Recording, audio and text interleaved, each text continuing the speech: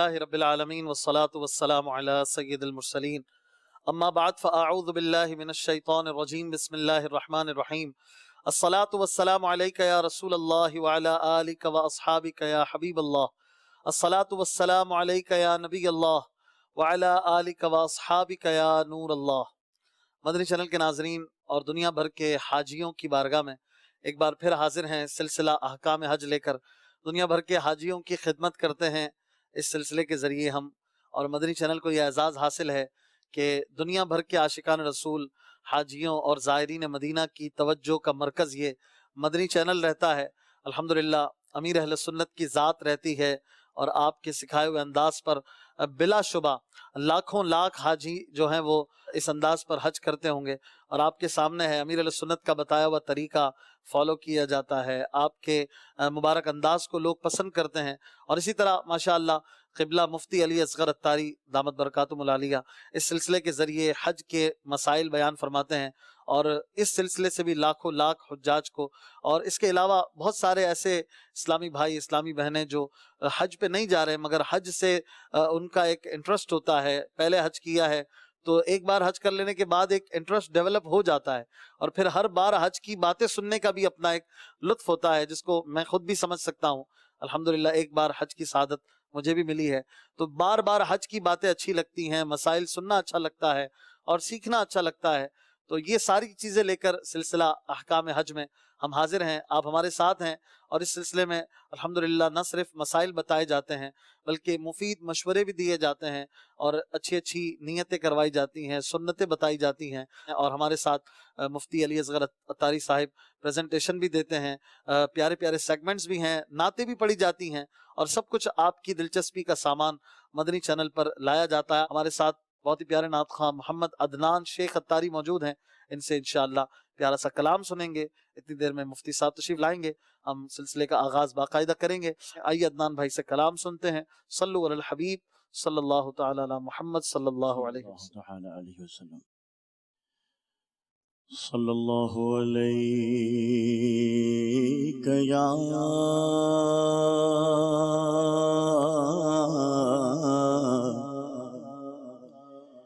یا رسول اللہ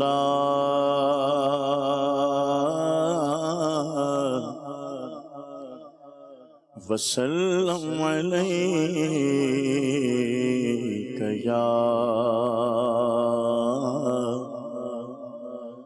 حبیب اللہ صلی اللہ علیک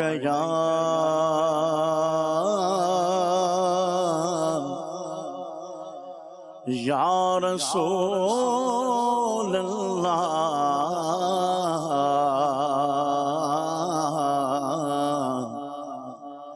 وسلم علیک یا حبیب اللہ۔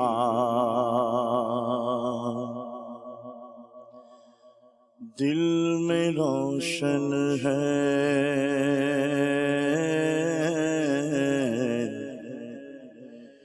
شمع عشق حضور،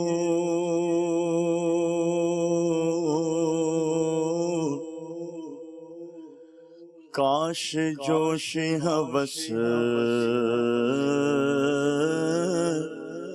ہوا نہ کرے، سب طبیبوں نے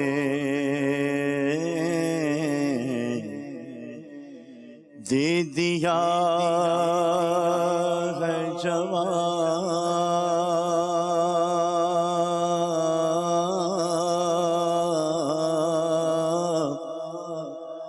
آہ عیسیٰ گر دوا نہ کرے، آہ عیسیٰ گر دوا نہ کرے، اور یہ وہی ہے جو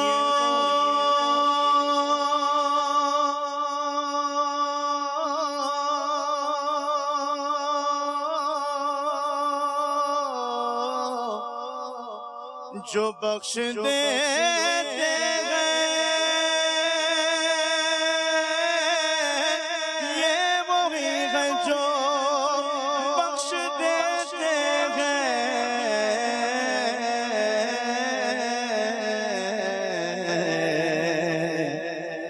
کون ان جرموں پہ سزا نہ کرے کون ان جرموں پہ سزا نہ کرے لے رضا سب چلے مدینے کو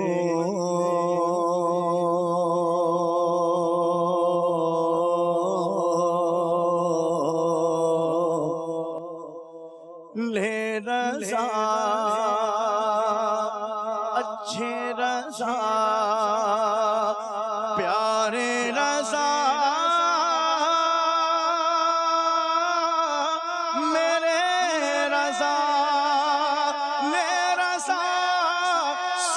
چلے مدینے کو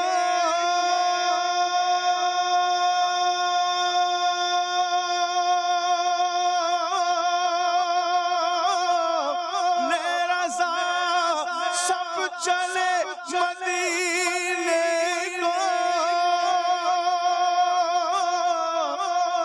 میں نہ جاؤں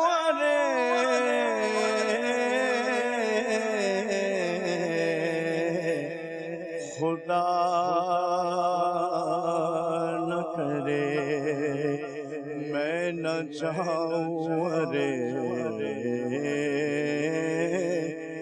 خدا نہ کرے خاک مدینہ ہوتی خاک مدینہ ہوتی میں خاک سار ہوتا خاک مدینہ ہوتی خاک مدینہ ہوتی میں خاک سار ہوتا ہوتی رہے مدینہ میرا غبار ہوتا ہوتی رہے مدینہ میرا غبار ہوتا آقا اگر کرم سے طیبہ مجھے بلاتے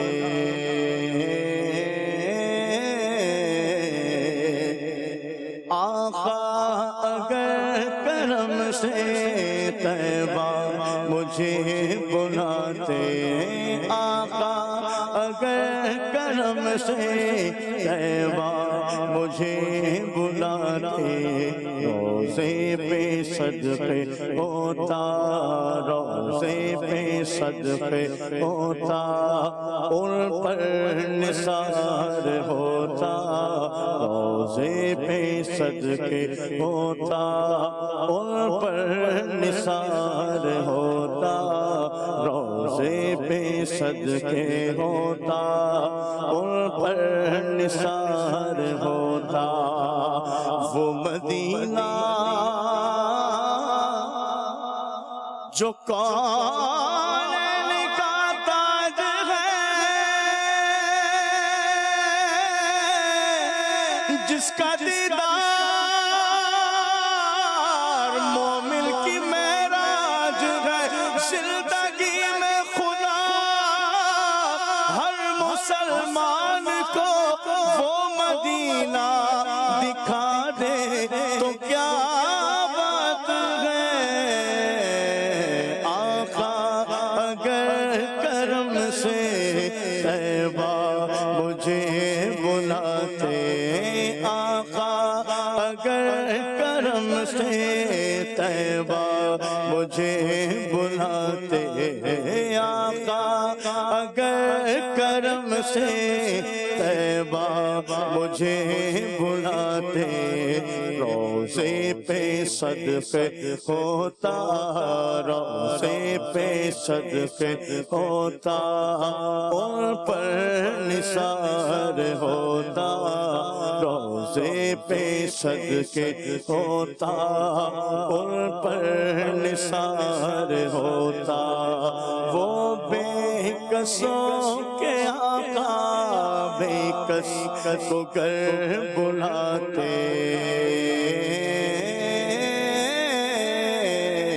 وہ بے کسوں کے آقا بے کس کو کر بلاتے، وہ بے کسوں کے آقا بے کس کو کر بلاتے، کیوں سب کی ٹھوکروں پر، کیوں سب کی ٹھوکروں پر کر خوار ہوتا، کیوں سب کی ٹھوکروں پر کر خوار ہوتا، ہوتی رہے مدینہ میرا غبار ہوتا، مر مٹ کے خوب لگتی مٹی میرے ٹھکانے،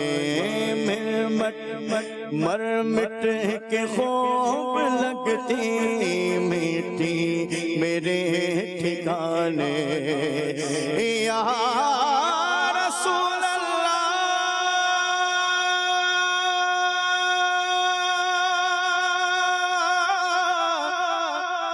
یا حبیب اللہ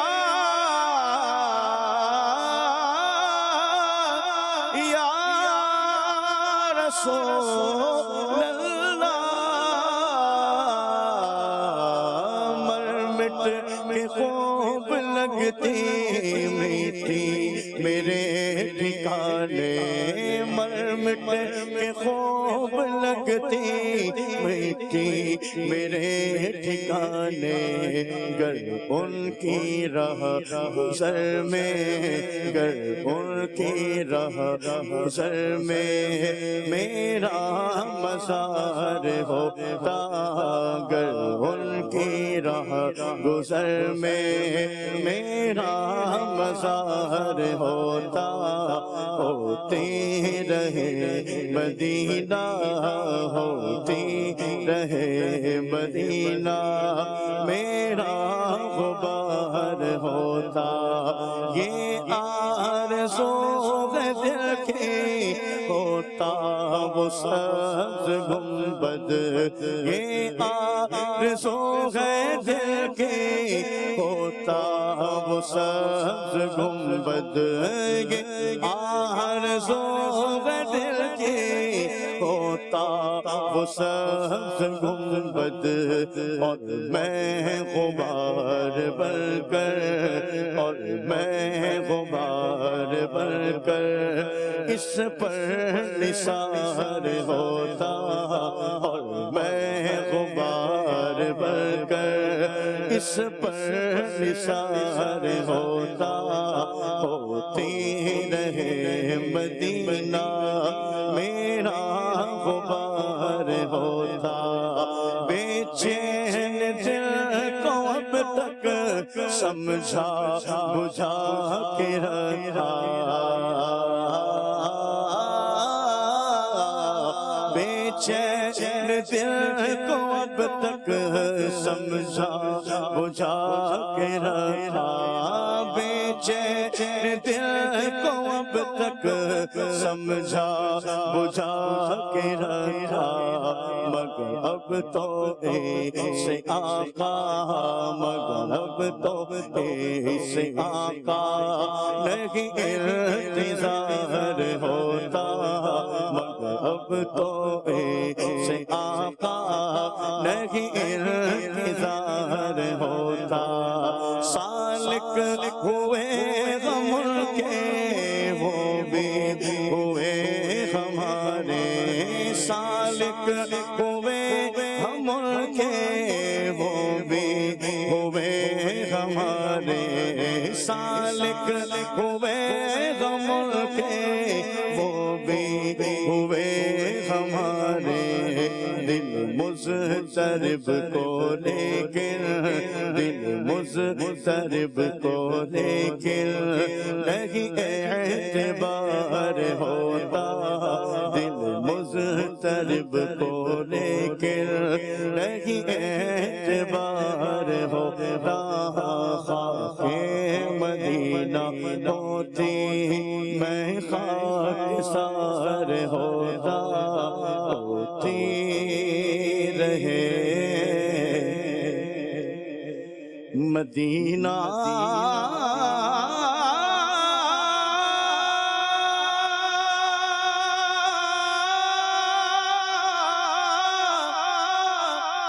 مدینہ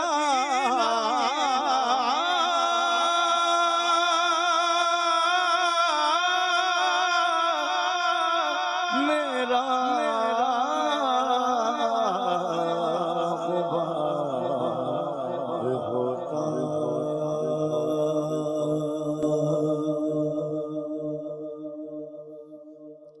سبحان اللہ، ماشاء اللہ۔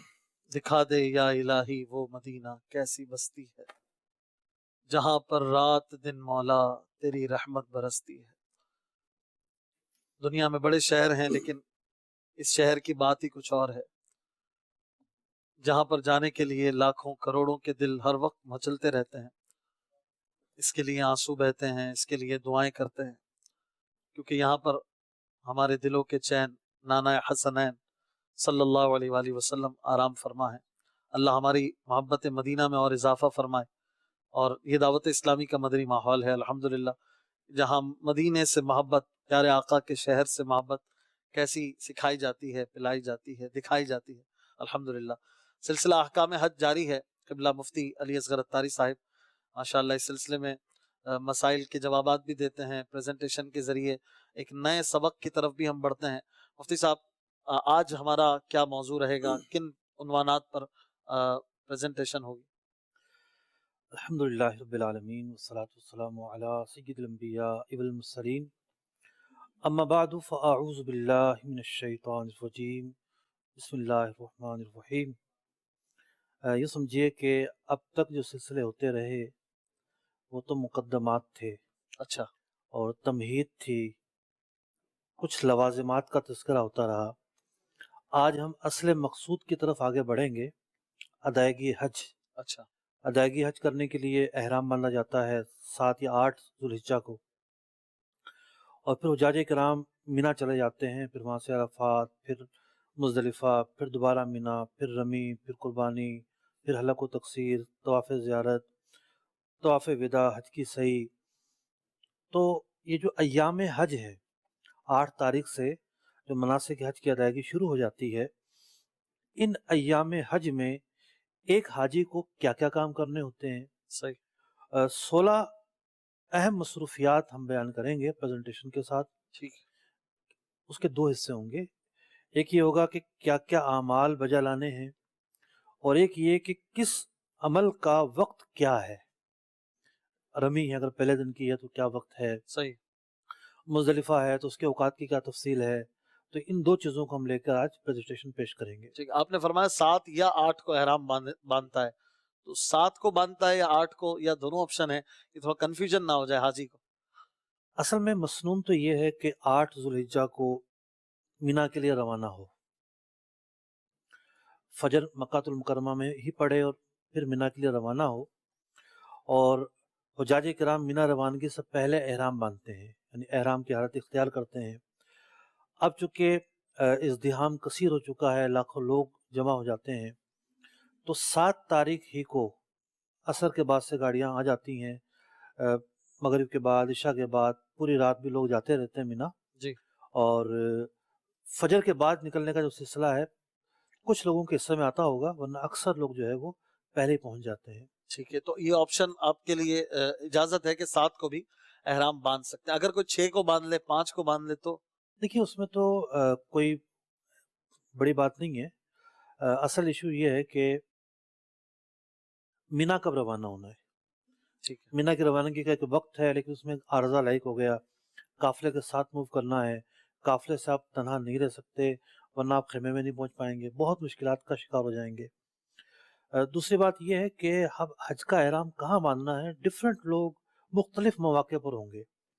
مثال کے طور پر ایک صاحب نے مسئلہ پوچھا اور انہوں نے بتایا کہ ہم پہلے مکہ مکرمہ جا رہے ہیں، پھر مدینہ منورہ جائیں گے، حج سے 2-3 دن پہلے ہم مدینہ منورہ سے واپس آئیں گے۔ ٹھیک، اب ایسے لوگوں کے لیے یہ بھی موقع ہے کہ وہ مدینہ منورہ سے آتے ہوئے ہی حج ہی کا احرام باندھ لے، تمتع ہی ہوگا وہ، اچھا، حج کا احرام باندھ کر آ کے مکہ مکرمہ میں ٹھہر گئے۔ اچھا، یہ 2 لوگوں کے لیے فائدہ مند ہے۔ ایک ان لوگوں کے لیے جو یہ سمجھتے ہیں کہ بہت رش ہوگا آخری دنوں میں، 6 تاریخ کو 7 تاریخ کو فل پیک ہوگا اور عمرہ کرنا بہت مشکل ہو جائے گا، تو وہ آ جائیں ڈائریکٹ حج کا احرام باندھ کے اور ہوٹل میں ٹھہر جائیں، ہوٹل میں ٹھہر جائیں، کیونکہ انہوں نے عمرہ تو اپنا پہلے کر لیا تھا، صحیح، تمتع کی ادائیگی کے لیے جو عمرہ تھا وہ ان کا ہو گیا۔ دوسرا، اگر خواتین عارضے میں مبتلا ہیں ان کے لیے آسانی ہے، ان صحیح، کو عمرے کا احرام باندھنے پر پھر وقت نہیں ملے گا، مشکلات ہوں گی، تو وہ ڈائریکٹ حج کا احرام باندھ لیں، تو یوں جو ہے یہ وہیں سے باندھ کر آ سکتے ہیں۔ مکہ مکرمہ میں جو لوگ ٹھہرے ہوئے ہیں وہ جب بھی روانگی ہے اس موقع پر باندھیں۔ ٹھیک، یعنی حج کا احرام 8 ذوالحجہ کو فجر پڑھ کے باندھا جائے تو مسنون ہے، سنت ہے، لیکن اس سے پہلے بھی باندھا جا سکتا ہے اور بعضوں کے لیے تو اس میں فائدہ بھی ہے۔ یہ بھی لفظ مسنون کہنے سے میں تھوڑا سا یوں کترا رہا تھا کہ مستحب ہونے میں تو شک نہیں ہے کہ یہی اعمال ثابت ہیں۔ اب پیارے آقا علیہ الصلوۃ والسلام نے حج کران فرمایا، جی جی، اور حج کران فرماتے ہوئے آپ تو مسلسل احرام میں تھے، صحیح، تو یوں اب منا روانگی کا مسنون وقت یہ رہے گا، لفظ مسنون احرام باندھنے کو بولنا ہے نہیں، یہ قابل تحقیق ہے، میں کوئی نفی نہیں کر رہا، صحیح، لیکن یہ ہے کہ منا روانگی کا وقت تو ایک ثابت ہے فجر کے بعد، فجر کے بعد۔ ٹھیک ہے۔ شبیر علی صاحب یہ پوچھ رہے ہیں کہ ایک عورت نے عمرہ کیا اور اس کے بعد بال کاٹنا بھول گئی، اسے 4 گھنٹے بعد یاد آیا، پھر اس نے بال کاٹ لیے اپنے، جو بھی شرعی طریقہ ہے، تو یہ 4 گھنٹے کی تاخیر پر اسے کیا حکم ہوگا؟ عمرہ کیا تھا، جی، عمرے کے اندر تو اوقات کی کوئی قید نہیں ہے، اتنی دیر تک بال جو ہے نا ان کی تقصیر کرنا ضروری ہے یا مرد کے لیے حلق کرنا ضروری ہے، لیکن حج کے اندر کچھ ضروری چیزیں ہیں، وقت کی باؤنڈیشن ہے، وہ آج ہم پریزنٹیشن میں سنیں گے، لیکن یہ ہے کہ یہ نہ ہو کہ خاتون نے یہ سمجھا ہو کہ جی میرا تو عمرہ ہو گیا، اب اس نے جو پابندیاں ہیں وہ ترک کر دی ہوں۔ پابندیاں اگر ترک کی ہوں گی، جب تک تقصیر نہیں کی تو احرام کی حالت میں موجود تھیں، احرام کی حالت میں موجود تھیں تو اس کی پابندیاں بھی کرنا تھیں، تو اگر صرف 4-6 گھنٹے تاخیر کی ہے اس کی بنا پر تو کوئی کفارہ نہیں ہے۔ ٹھیک، اگر کوئی خلاف ورزی کی احرام کی تو اس پر پھر تفصیل آنے پر مسئلہ بتایا جائے گا۔ ٹھیک ہے۔ عبداللہ صاحب نے پوچھا ہے کہ احرام کی حالت میں وضو کر کے غلطی سے رومال سے پورا چہرہ پونچھ لیا، بعد میں یاد آیا تو کیا کریں؟ چہرہ چھپ جانے کا امکان تو ہے یہاں پر کہ پورا چہرہ چھپ گیا ہوگا، ایک صدقے کی ادائیگی کر دی جائے۔ ٹھیک ہے۔ ایک صاحب پوچھ رہے ہیں کہ اسلامی بہن چھوڑی کے نیچے کا حصہ چھپائے تو کن پٹی کا حصہ خود ہی چھپ جاتا ہے، تھوڑا سا آگے کا حصہ، تو کیا کن پٹی کے حصے چھپنے کے سبب صدقہ واجب ہوگا؟ جو کان کے آگے اور جیسے یہ ہمارا حصہ ہے جی جی، یہ بھی چھپ جاتا ہے عموماً نارملی کپڑا آگے لانے کے لیے، خواتین کیا کریں؟ یعنی کان کے بعد تو کھلا رکھنا ہے؟ اصل میں دیکھیں ربع سے کم حصہ اور اپنا 4 پہر سے کم کے جو معاملات تھے اس میں تو صدقے کی کیفیت نہیں تھی، لیکن پھر بھی یہ ہے کہ بس کان کی لو تک آئے، کان چھپے، لیکن یہ ہے کہ جتنا ہو سکتا ہے اتنا چھپایا جائے۔ اچھا ٹھیک ہے۔ یہ پوچھ رہے ہیں علی ہارون، احرام کی حالت میں غسل کی کیا احتیاطیں ہیں؟ میل چھڑائے بغیر غسل کس طرح کریں؟ بعض مواقع پر تو غسل کرنا مستحب ہے، جیسا کہ حرم میں داخلے سے پہلے غسل کرنا مستحب ہے، کوئی میقات کے باہر سے جا رہا ہے، اسی طریقے سے عرفات میں زوال سے پہلے جو ہے غسل کرنا یہ سنت ہے، جی، تو یوں بعض مواقع پر تو غسل کیا جائے گا، اگر ٹھنڈک کی وجہ سے غسل کرنا ہے تو اس کی بھی اجازت ہے، لیکن اگرچہ کہ بغیر خوشبو کا صابن ہو تو وہ استعمال نہیں کیا جائے گا، وجہ یہ کہ صابن لگایا جاتا ہے میل چھڑانے کے لیے، اور حالت احرام میں میل نہیں چھڑانا۔ تو ویسے بھی بغیر میل چھڑائے غسل کیسے ہو؟ میل تو چھوڑے گا خود ہی ہٹے گا۔ یہ سوال کئیوں کے آپ ذہن میں ہوتا ہے. آپ نے لوگوں کو دیکھا ہوگا سمندر میں بھی نہاتے ہیں، نہروں میں بھی چھلانگیں لگاتے ہیں، صابن لگاتے ہو کبھی نظر آئے؟ وہ ویسے ٹھنڈک کے لیے نہ آتے. ٹھنڈک کے لیے نا. آپ تو نیت بدل لیں. ایک مقصد ہوتا ہے ٹھنڈک کا حصول. بندہ گرمی میں نہال ہوا جا رہا ہے، اس کی طبیعت خراب ہو رہی ہے صحیح. اور جا کے پانی ڈال لیتا ہے. روزہ میں جیسا کہ بہت سارے لوگ کرتے ہیں، جی کپڑوں سمیت پانی ڈال لیتے ہیں. تو یوں ٹھنڈک جب مقصود ہوگی تو پانی سے وہ پوری ہو جائے گی. ٹھیک ہے. اور اگر سنت وغیرہ کی جگہ ہے تو سنت کی نیت ہی رکھیں. جی ہاں، ایسے مواقع ہیں کہ جہاں غسل کرنا مستحب ہے یا سنت ہے تو یہ نیت رکھی جائے گی. صفدر جوکھیو صاحب پوچھ رہے ہیں کہ دیکھا گیا ہے کہ حج یا عمرے پہ جانے والے بعض لوگ دوبارہ عمرے یا حج پر جانے کے لیے نیا پاسپورٹ بناتے ہیں، جھوٹی FIR وغیرہ بھی کٹواتے ہیں اور جھوٹ بولتے ہیں ہمارا پاسپورٹ گم ہو گیا ہے. ایسا کرنا کیسا؟ اور کہتے ہیں وہاں جا کر معاف کروا لیں گے. دیکھیے جو قانونی تقاضے ہیں وہ پورے کرنا ہم پر ضروری ہے. ٹھیک. اور قانونی جو تقاضے ہیں ان کو اختیار اگر نہیں کریں گے تو پھر بڑی پشیمانیاں ہوتی ہیں، لوگ پکڑے جاتے ہیں. اور بعض لوگ تو بڑی عجیب و غریب حرکتیں کرتے ہیں. کاروانوں کے متعلق یہ بھی سنا گیا ہے کہ اصل میں ہوتا ہے کہ پاسپورٹ کا نمبر چینج ہو جاتا ہے، تو وہ کوئی بھی تکے سے نمبر ڈال دیتے ہیں. عمرے میں ایسا ہوتا ہے، اپروول لے لیتے ہیں کسی اور کے نام پر اور پھر بعد میں ویزے کے لیے اس کا پاسپورٹ بھیج دیتے ہیں. اب جس کا نمبر گیا ہوگا، اور ایسے کیسز ہوئے بھی ہیں کہ ایک شخص پہلی دفعہ جا رہا ہے اور پتہ چلا کہ جی آپ تو پہلے جا چکے ہیں. اب بتائیے اس کو کتنی اذیت ہو رہی ہوگی، کیسے اس نے پیسے جوڑ توڑ کے جو ہے وہ رکھے ہوں گے. صحیح. تو یوں جو قانونی تقاضے ہیں ان کو پورا کیا جائے گا. ٹھیک ہے.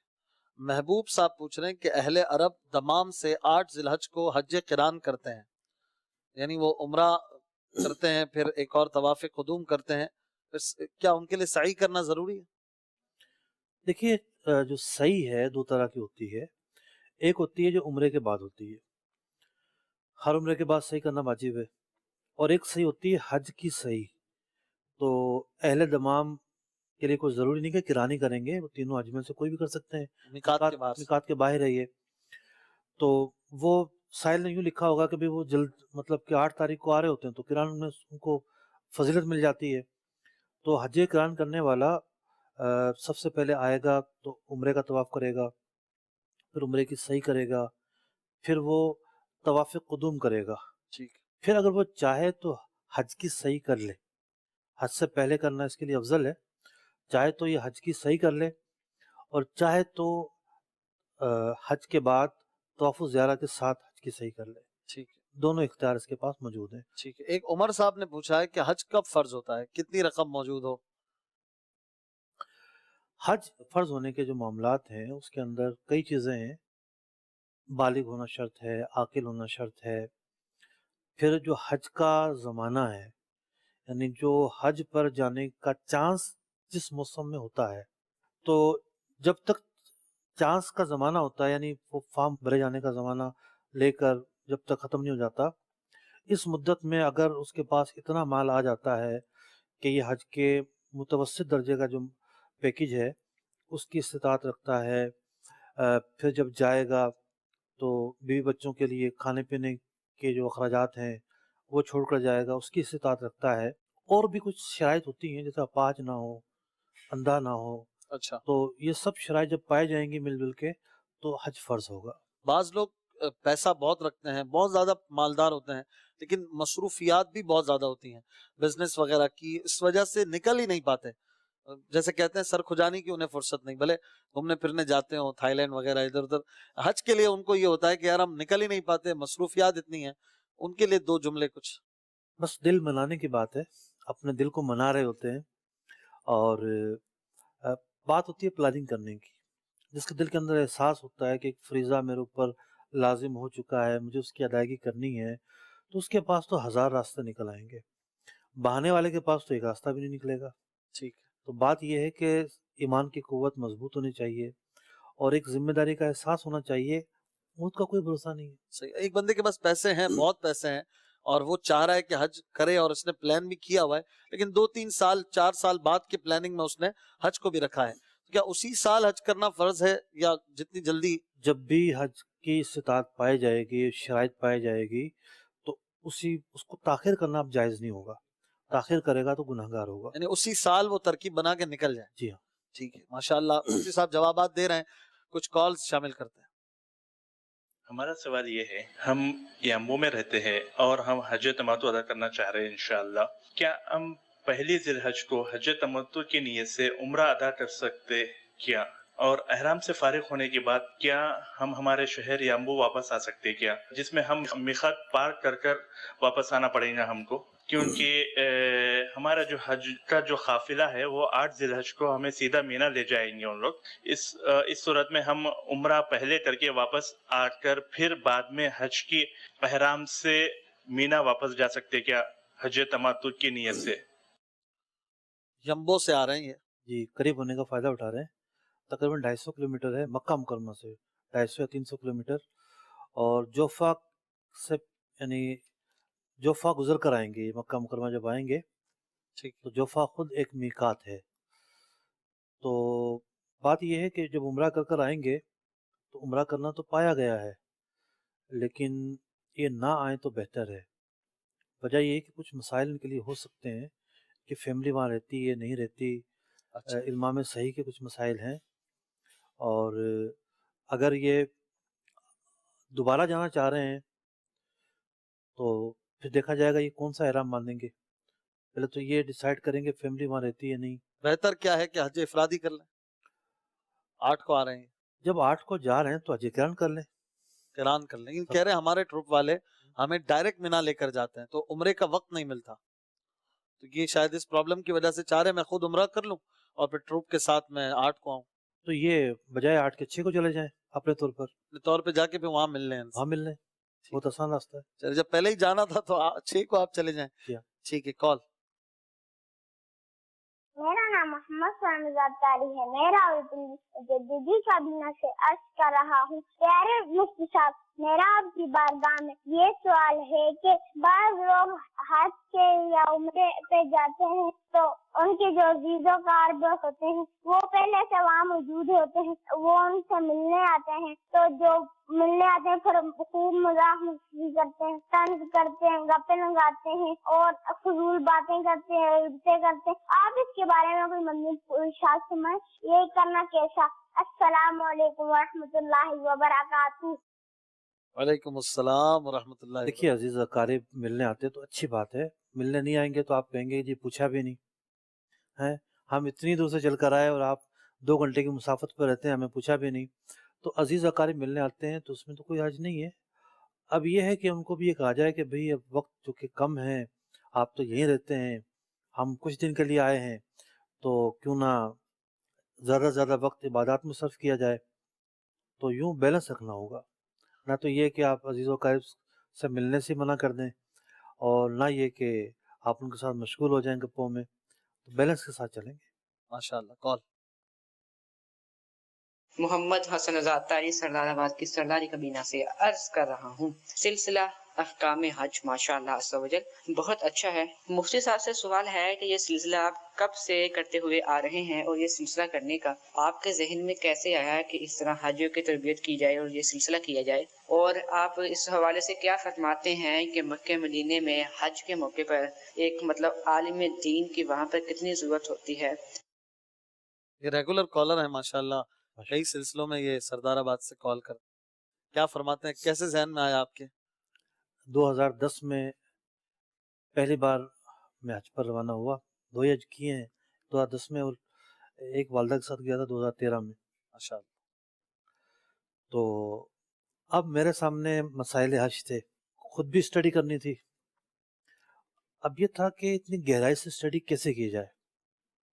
تو میں نے ایک پلان یہ بنایا، 2 ہی راستے تھے، یا تو میں طلبہ کو پڑھاتا کتاب الحج، یا پھر یہ کہ میں چینل پر پروگرام کر لیتا. پروگرام کرنے کے راستے کو میں نے اختیار کیا اور میں نے اپنے طور پر 40 پروگراموں کا ایک خاکہ مرتب کیا. اچھا. کہ میں 40 پروگرام ریکارڈ کرواؤں گا.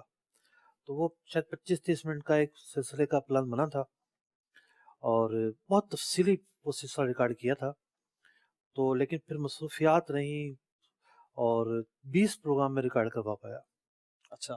تو 2010 میں یہ سارا سلسلہ بنا تو 20 پروگرام تقریباً میں نے ریکارڈ کروائے. ماشاءاللہ. کنز الایمان کے کمروں میں ہی نیچے اسٹوڈیو تھا. اچھا. ہمارے بلال بھائی، بلال مدنی डायरेक्टर थे उसके, अच्छा, और रिकॉर्डेड प्रोग्राम था वो, आज से 10 साल पहले की बात है। तकरीबन 9 साल अच्छा। 10 साल पहले। तो पहला प्रोग्राम वो था। फिर मुझे याद पड़ता है कि अगले साल 2 साल शायद नहीं हुआ, फिर 12 से शुरू किया शायद। जी, ये माशाल्लाह कंटिन्यू जारी है। वैसे ये पूछ रहे थे वहां पर एक आलिम और मुफ्ती की क्या वैल्यू होती है, कितनी जरूरत होती है? खाने से भी ज़्यादा ज़रूरी होता है। जितनी अहमियत खाने की है, सही बात। उससे भी ज़्यादा ज़रूरी होता है कि लोग बेचारे इससे पूछ रहे होते हैं, इससे पूछ रहे होते हैं, इससे पूछ रहे होते हैं, और मसाइल बताने वाले लोग नहीं मिल रहे होते। मामला ये है कि हालांकि ज़राए मौजूद होते हैं, जाने से पहले यहाँ ऐसे लोगों से राब्ते में रह कर जाएँ।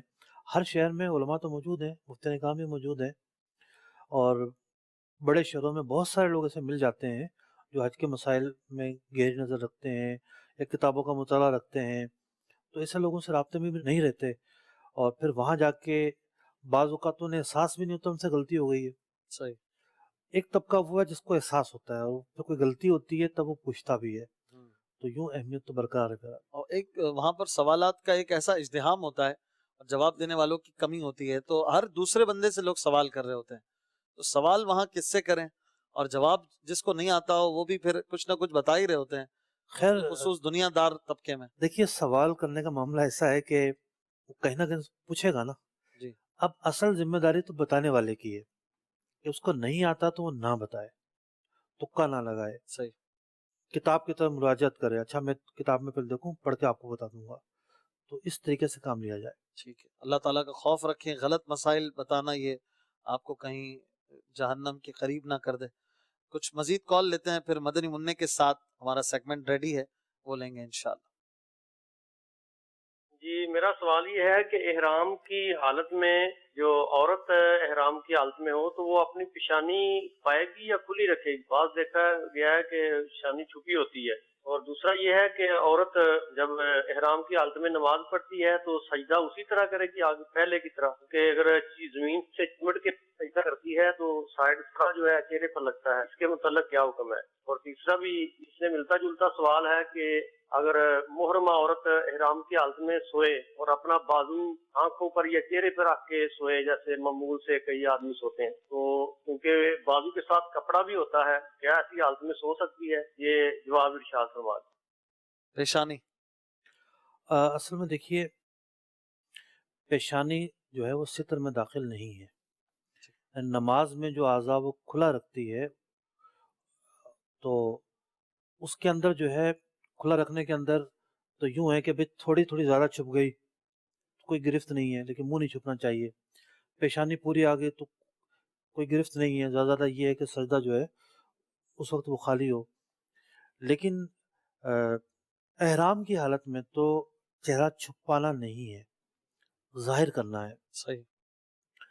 अब पेशानी नहीं छुपा सकती, पेशानी को जाहिर करेगी इस हद तक के बाल नजर ना आए। ठीक। जब तक के बाल नजर आने का इम्कान ना हो ऊपर करेगी और बालों को छुपाएगी। बाल जो है वो सितर में दाखिल है। हालत एहराम में सजदा कैसे करें? सजदा उसी तरीके से करेगी जिस तरह आम हालात में करती है।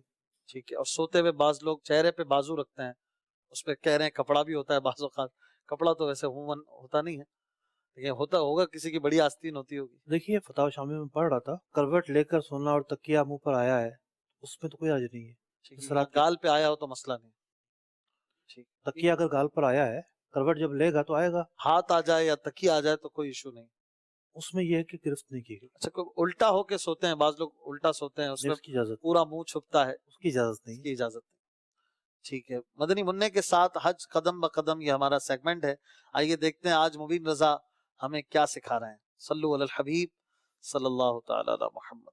या रब्बना इरहम लना, या रब्बना इरहम लना। अस्सलामुअलैकुम वरहमतुल्लाहि वबरकातुहू। वालेकुम अस्सलाम व रहमतुल्लाहि व बरकातुहू। कहाँ कैसे नजर हैं आएंगे? अशफाक भाई, आप ठीक हैं? अल्हम्दुलिल्लाह अला कुल्ली हाल, आप ठीक है? अल्हम्दुलिल्लाह रब्बिल आलमीन अला कुल्ली हाल। और कैसे हैं मुफ्ती साहब, आप ठीक हैं? जी अल्हम्दुलिल्लाह, मैं भी ठीक हूँ। अशफाक भाई, माशाअल्लाह अज़्ज़ा वजल, आपका सिलसिला तो बहुत ही प्यारा जा रहा है।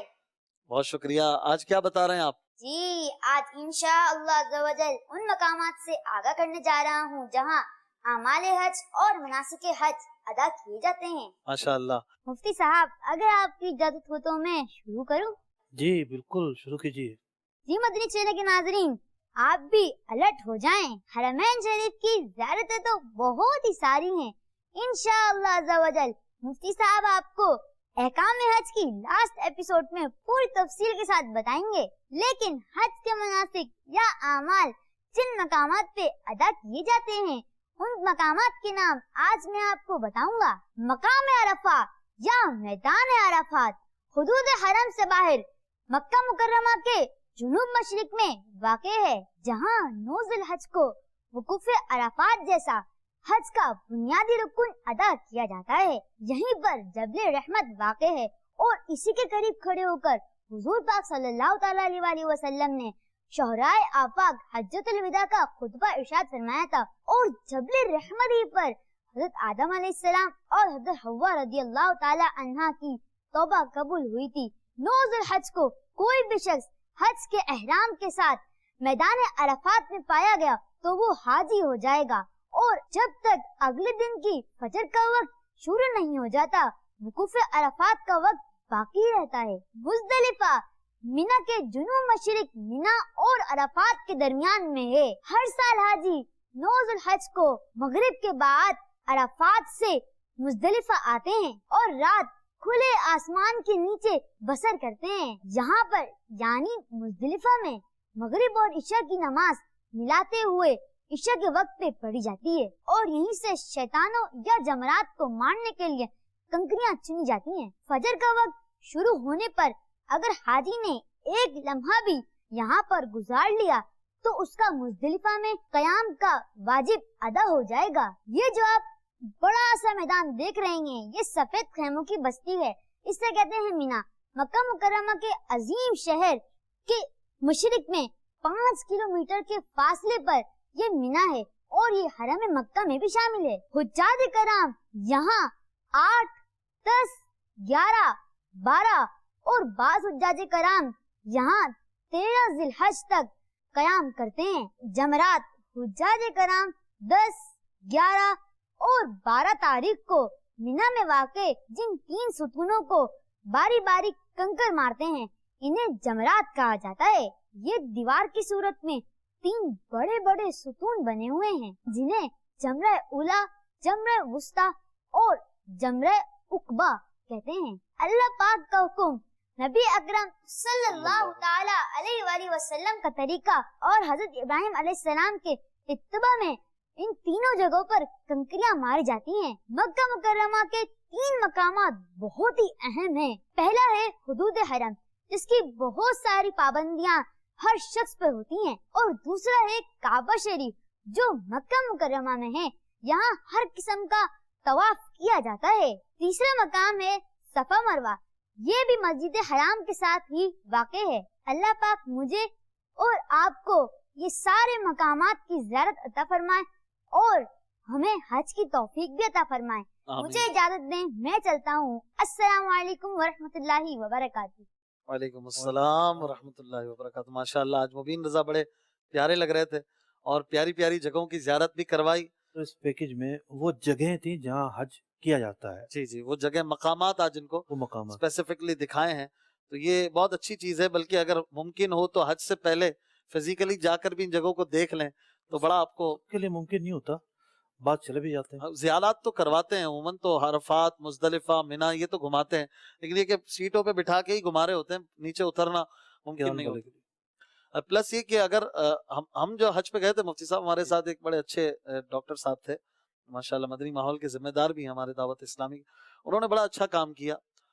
اکثر جو تھے وہ پہلی بار ہی حج کر رہے ہوتے ہیں، صحیح۔ تو انہوں نے یہ کیا کہ ہمیں مینا جانا تھا 8ویں کو، وہ ہمیں 7 کو ایک دن پہلے جو ہے وہ مینا لے گئے، اور ایک ایک چیز ہمیں ڈیمو کر کے بتایا کہ کنکر کیسے مارنے ہیں، کیا کرنا ہے، کس دن کس وقت، سب چیزیں جو فقہ حنفی کے مطابق ہے وہ سب سمجھائیں۔ تو وہ اتنا ذہن میں پختہ ہو گیا کہ پھر کسی کو بھی یا اکثریت کو جو ہے وہ آگے کے دنوں میں کوئی پرابلم نہیں ہوئی۔ تو اگر آپ کے ساتھ کوئی ایسا ساتھی، کوئی ایسا دوست ہو تو یہ زیادہ آپ کے لیے بہتر ہوتا ہے۔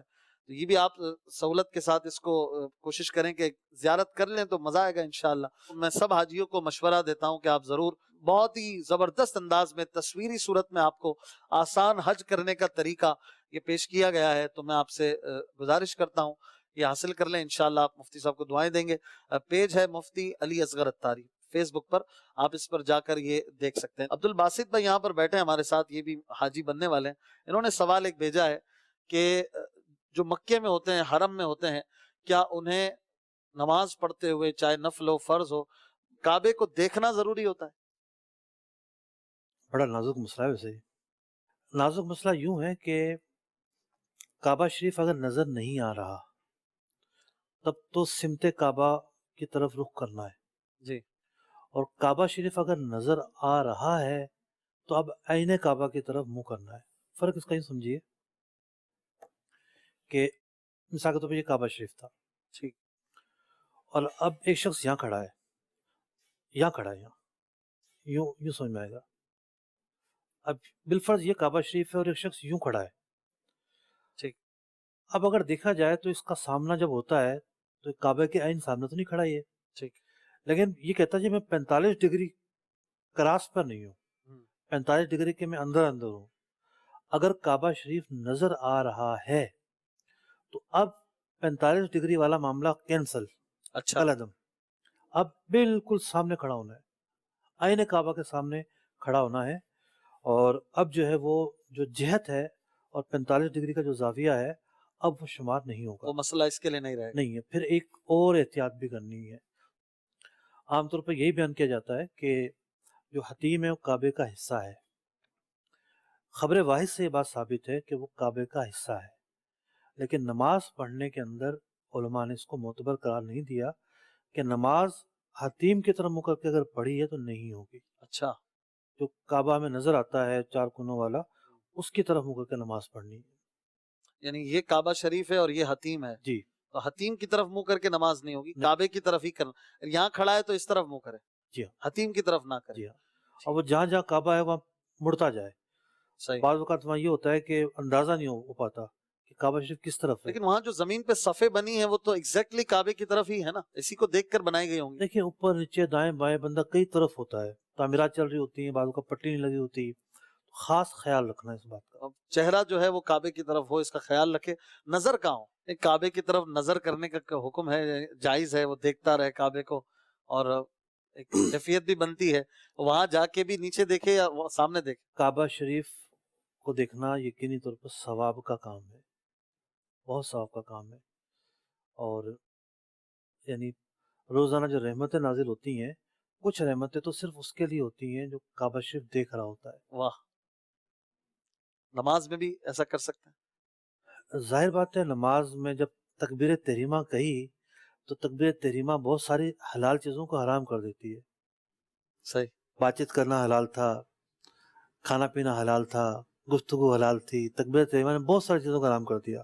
مطلب نماز میں آ گیا، اب اس کے تقاضے پورے کرنے ہیں، اب تو نیچے نماز میں تو جو ہے وہ نہیں دیکھے گا. ٹھیک ہے، نماز کے بعد اس کو دیکھیں. کچھ کالز مزید لیتے ہیں، پھر انشاءاللہ مفتی صاحب کی پریزنٹیشن کی طرف بڑھے. میرا نام اشرف لودھی ہے. مجھے پوچھنا یہ تھا کہ یہاں سے پاکستان سے لیڈیز کی فلائٹ تھی حج یا عمرے کے لیے، اور عارضہ مخصوصہ تھا، یعنی مخصوص دن تھے، تو وہ کس طریقے سے آگے اس کو عمرہ کی ادائیگی کس طریقے سے کریں؟ دیکھیے اگر تو مکہ مکرمہ خاتون جا رہی ہے احرام کے ساتھ تو جائے گی، یہ بات مطلب کہ انڈرسٹوڈ ہے، کوئی اس میں تخفیف نہیں ہے. اب مسئلہ یہ ہے کہ احرام کس کا باندھنا ہے.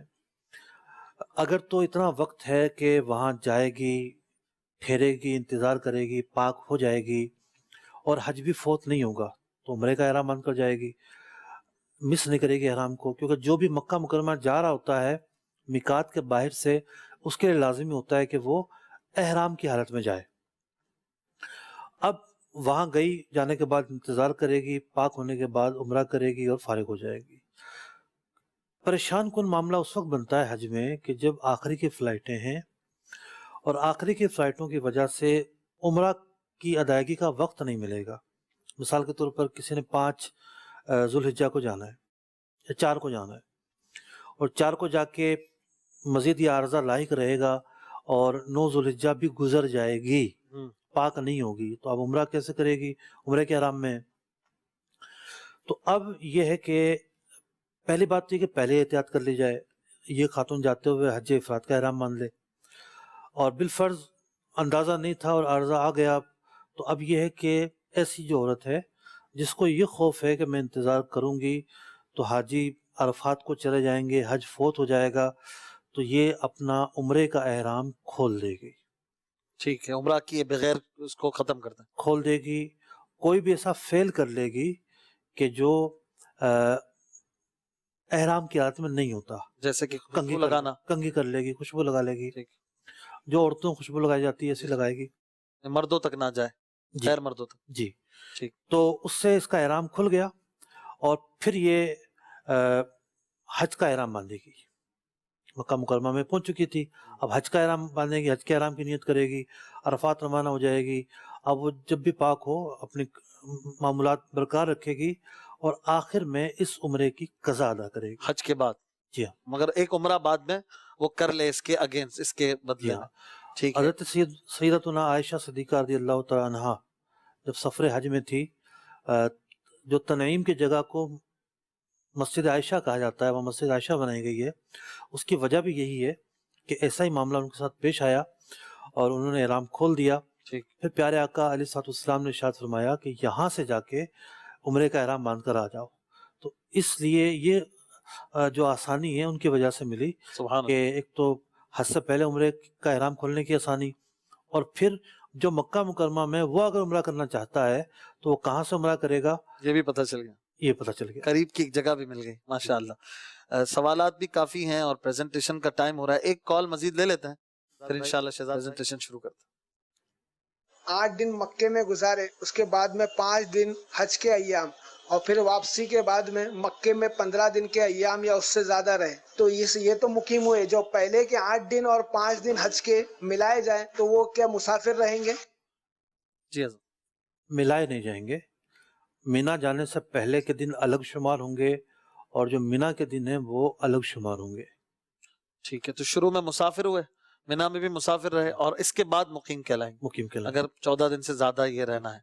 ठीक है, माशाअल्लाह सिलसिला जारी है और अब बढ़ेंगे एक जबरदस्त प्रेजेंटेशन की तरफ। आज खास तौर पर हाजियों ने हज में क्या करना है और वो 16 मसरूफियात जो हज के दिनों में रहेंगी, ये आपने तवज्जो से सुननी है और समझ लीजिए कि आज खास तौर पर हज जो है इसको फोकस है। हो सके तो नोट डाउन करते जाएं, लिखते भी जाएं, इंशाअल्लाह ये फायदा होता रहेगा। आइए शुरू करते हैं। या रब्बना इरहम लना, या रब्बना इरहम लना। जी मोहतरम नाज़रीन किराम, हज की अदायगी, एक हाजी उसने एक लंबा सफ़र इख्तियार किया, लंबा सफ़र इख्तियार करते हुए मक्का मुकरमा पहुंचा और एक जोश है, वलवला है और एक शौक़ है जो इंतज़ार की तरफ माइल है, इंतज़ार में मतलब गुज़र रहे हैं लम्हात और सारी तवज्जो से जाने माइल है कि कब वो लम्हात आएंगे कि हज का एहराम बांधेंगे और मीना रवाना होंगे। कुछ लोग ऐसे होंगे जो पहले से हज का एहराम बांध चुके होंगे, मिसाल के तौर पर हज किरान करने वाले पहले से एहराम में होंगे, कोई हज इफरात का एहराम बांध कर आया है वो भी एहराम में होगा। लेकिन जो लोग हज तमत्तो के लिए गए, उम्रा करके एहराम खोल चुके, वो हज का एहराम उस वक्त बांधेंगे कि जब वो मीना रवाना होंगे। आमतौर पर मीना रवानगी 8 जुल्हिज्जा को होती है, यौम तरविया से कहा जाता है, फजर के बाद निकलना होता है, लेकिन फ़ी ज़माना 7 तारीख को ही काफ़िले रवाना होना शुरू हो जाते हैं। रात को भी एक बहुत बड़ी तादाद मीना पहुंच चुकी होती है, आपको भी अपने काफ़िले को फॉलो करना है। अब हम ये देखते हैं कि अब जनाब मनासिक शुरू हो चुके हैं। अब 8 तारीख से लेकर 13 तारीख तक एक हाजी ने क्या क्या काम करने हैं और कौन कौन से काम किन किन औकात में करने हैं, आज की हमारी प्रेजेंटेशन हमें यही बता रही है। आइए बढ़ते हैं पहली मसरूफियत की तरफ। पहली मसरूफियत 8 जुल्हिज्जतुल हराम। 8 जुल्हिज्जतुल हराम को हज का एहराम बांधना है, एक दिन पहले रवाना होना है तो उस दिन बांधना है। और हज का एहराम हज के लिए शर्त है, हज का अगर एहराम हज के एहराम में नहीं होंगे तो फिर हज ही नहीं होगा। तो ये हज का एहराम یا حج کے احرام میں ہونا یہ ایک بنیادی شرط ہے، اس شرط کی پابندی کرنی ہے۔ تو حج کا احرام باندھ لیا، اب آگے بڑھتے ہیں، مینا روانہ ہو گئے حجاج کرام۔ مینا میں جو قیام ہے ان کا 8 ذو الحجہ کو ظہر سے لے کر فجر تک یہ سنت موقدہ ہے۔ ان کو مینا میں 8 ذو الحجہ کو ظہر، عصر، مغرب، عشاء اور اگلے دن کی فجر پڑھنی ہے۔ لیکن یہاں بھی یہ ہوتا ہے کہ رات کو ہی گاڑیاں آ جاتی ہیں، عرفات روانگی شروع ہو جاتی ہے، اور حجاج کرام مغرب پڑھ کر، بعض مغرب سے پہلے یا عشاء پڑھ کر راتوں رات عرفات پہنچ جاتے ہیں۔ یہاں بھی آپ نے اپنے قافلے کو فالو کرنا ہے، قافلے سے جدا نہیں ہونا۔ دوسری مصروفیت تھی ہماری حج سے پہلے مینا کا قیام۔ مینا کا قیام جتنا میسر آئے یہاں خیمے میں ٹھہر کر کچھ نہیں کرنا، کوئی خاص عمل ایسا نہیں ہے کہ وہ ادا کیا جائے، یا نمازیں پڑھنی ہیں، دعا کرنی ہے۔ یہاں کی رات اگر میسر آتی ہے تو یہ رات لیلۃ القدر کی طرح ایک مبارک رات ہے، عبادت کی رات ہے، جاگنے کی رات ہے۔ اس رات میں زیادہ سے زیادہ عبادتیں کرنی ہیں۔ تیسری مصروفیت کی طرف بڑھتے ہیں، اور وہ مصروفیت ہے حج کی سب سے اہم مصروفیت، وقوف عرفات۔ تیسری مصروفیت ہے وقوف عرفات کے لیے 9 ذو الحجہ کو حجاج کرام پہنچ جاتے ہیں میدان عرفات کے اندر۔ یہ جو مصروفیت ہے حج کا رکن اعظم ہے اور بنیادی فرض ہے۔ حج کے جو 3 فرائض ہیں، حج کا احرام، وقوف عرفات، طواف زیارت، 3 فرائض میں سے جو وقوف ہے یہ فرض ہے۔ اب وقوف کے اوقات کیا ہیں، کب وقوف شروع ہوتا ہے، کب ختم ہوتا ہے، کب لازم ہے، آئیے دیکھتے ہیں۔ 9 ذو الحجہ کو جیسے ہی ظہر کا وقت شروع ہوگا وقوف کا وقت شروع ہو جائے گا، اور اگلے پوری رات وقوف کا وقت رہے گا، یہاں تک کہ فجر کا وقت شروع نہیں ہو جاتا۔ اس وقت تک وقوف کا وقت ہے۔ اس پورے وقت کے اندر ایک لمحے کے لیے بھی حج کے احرام کے ساتھ کوئی اگر میدان عرفات میں آ گیا وہ حاجی ہو جائے گا۔ لیکن ہر عبادت کی طرح اس کے بھی کچھ لوازمات ہیں، فرض بھی ہیں کچھ چیزیں، کچھ لوازمات ہیں۔ لوازمات میں سے ایک بات یہ شامل ہے کہ یہ ضروری ہے کہ دن کا وقوف کیا جائے، دن کو وقوف کرنا بھی واجب ہے۔ اب وہ وقت شروع ہوتا ہے مسنون وقت، یعنی زوال کے بعد، زوال کے پہلے سے ایک شخص آ جائے، جیسے ہی زوال کا وقت ختم ہوا وہ میدان عرفات میں ہے اور غروب تک عبادت کرتا رہے۔ جو دن میں آئے گا اس کے لیے غروب تک رکنا واجب ہے، دن میں آنا بھی واجب ہے اور غروب تک رکنا بھی واجب ہے۔ اور غروب تک رکیں گے، مثال کے طور پر اگر کوئی 5 بجے بھی آیا ہے تو اس کے لیے بھی غروب تک رکنا واجب ہے۔ اب یہ زوال سے کے بعد فوراً موجود نہیں تھا، یا 3 بجے موجود نہیں تھا، یا 4 بجے موجود نہیں تھا، تو اس سے سنت ترک ہوئی ہے، کوئی واجب ترک نہیں ہوا، یوں مواخذہ اس پر نہیں ہوگا۔ لیکن یہ جب بھی دن میں آیا ہے تو غروب تک رکنا اس پر واجب ہے۔ اگر کسی کا غروب نکل جاتا ہے تو رات میں وہ کسی بھی وقت آئے گا، اس کا وقوف کا فرض جو ہے وہ ادا ہو جائے گا۔ رات میں آنے والے کے لیے کوئی مخصوص پیریڈ یا وقت نہیں ہے کہ اتنی دیر ٹھہرنا ہے، اتنی دیر نہیں ٹھہرنا۔ یہ تھا جناب تیسری مصروفیت جو کہ ایک فرض پر مشتمل تھی۔ آگے بڑھتے ہیں چوتھی مصروفیت کی طرف کہ حج کی چوتھی مصروفیت کون سی ہے۔ حج کی چوتھی مصروفیت ہے حجاج کرام غروب کے بعد نکلتے ہیں مزدلفہ کے لیے، اور 9 اور 10 ذو الحجہ کی جو درمیانی شب ہے یہ مزدلفہ میں گزارتے ہیں۔ وہاں جا کر یہ مغرب ادا کریں گے، اور انہوں نے مغرب جو ہے وہ میدان عرفات میں نہیں پڑھنی، راستے میں نہیں پڑھنی، انہوں نے جا کر مزدلفہ میں پڑھنی ہے، سوائے یہ کہ ٹریفک جام ہو جاتا ہے اور فجر قضا ہونے کا اگر اندیشہ ہو تو ایک جدا گانا بات ہے، ورنہ انہیں عشاء قضا ہونے کا اندیشہ ہو کہ عشاء بھی نہیں ملے گی، فجر کا وقت آ جائے گا، تو پھر یہ ہے کہ ایک جدا گانا بات ہے، ورنہ عام حالات میں ان کو مغرب اور عشاء دونوں نمازیں ایک ساتھ عشاء کے وقت میں مزدلفہ میں پڑھنا ضروری ہے۔ جو مزدلفہ میں جانا چاہتا ہے اس پر واجب ہے، اور پہلے مغرب پڑھی جائے گی، مغرب پڑھنے کے بعد فرض پڑھے جائیں گے عشاء کے، اور پھر یہ کہ ان کی سنتیں ادا کی جائیں گی۔ اور جب عرفات سے چلیں گے تو یہ نیت نہیں کریں گے کہ جناب نماز قضا کر دی ہے، بلکہ یہ نیت کریں گے کہ ہم نے مغرب کی نماز ادا ہی کی صورت میں عشاء کے وقت میں مزدلفہ پہنچ کر کرنی ہے۔ 4 مصروفیات ہو چکی ہیں، حج کی 16 مصروفیات 8 سے 13 تک کیا کیا اعمال بجا لانے ہیں اس پر گفتگو جاری ہے. 5ویں مصروفیت کی طرف بڑھتے ہیں. مزدلفہ میں کب تک ٹھہرنا ہے؟ ایک مزدلفہ میں 3 کام کرنے ہیں. جی. مغرب عشاء پڑھنی ہے. جی. رات وہاں گزارنی ہے. ٹھیک. اور مزدلفہ کا وقوف ہونا ہے جو فجر کے بعد شروع ہوگا. فجر کا وقت لگتے ہی فجر کا وقت لگتے ہی شروع ہوگا. اب ہم نے جو پہلی بات بیان کی کہ نماز وہاں پڑھنا یہ واجب تھا. صحیح. اب چلتے ہیں 5ویں مصروفیت کی طرف. اچھا وہ بھی مزدلفہ میں ہی ہے؟ جی. اچھا. 5ویں مصروفیت کے سامنے آپ دیکھ رہے ہیں کہ یہ سنت موقدہ ہے. مزدلفہ میں رات گزارنا جو ہے سنت موقدہ ہے. اور 9 اور 10 ذوالحجہ کی جو رات ہے یہ مزدلفہ میں گزاری جائے گی. وہاں جا کے کوئی خاص عمل نہیں کرنا. عشاء پڑھنی تھی، مغرب اور عشاء ملا کر اس کا بیان ہو چکا. اب آرام کرنا چاہتے ہیں آرام کر سکتے ہیں. رات یہاں گزارنا سنت موقدہ ہے. کچھ لوگ سمجھتے ہیں کہ یہی مزدلفہ کا وقوف ہے. جی جی. اور وہ بعض اوقات رات 2-2:30 بجے نکل بھی پڑتے ہیں. اچھا کچھ لوگ ہزاروں کی تعداد میں نکل بھی رہے ہوں گے. آپ نے ان لوگوں کو نہیں دیکھنا اور آپ نے جو ہے جو باتیں یہاں سن رہے ہیں اسی پر عمل کرنا ہے.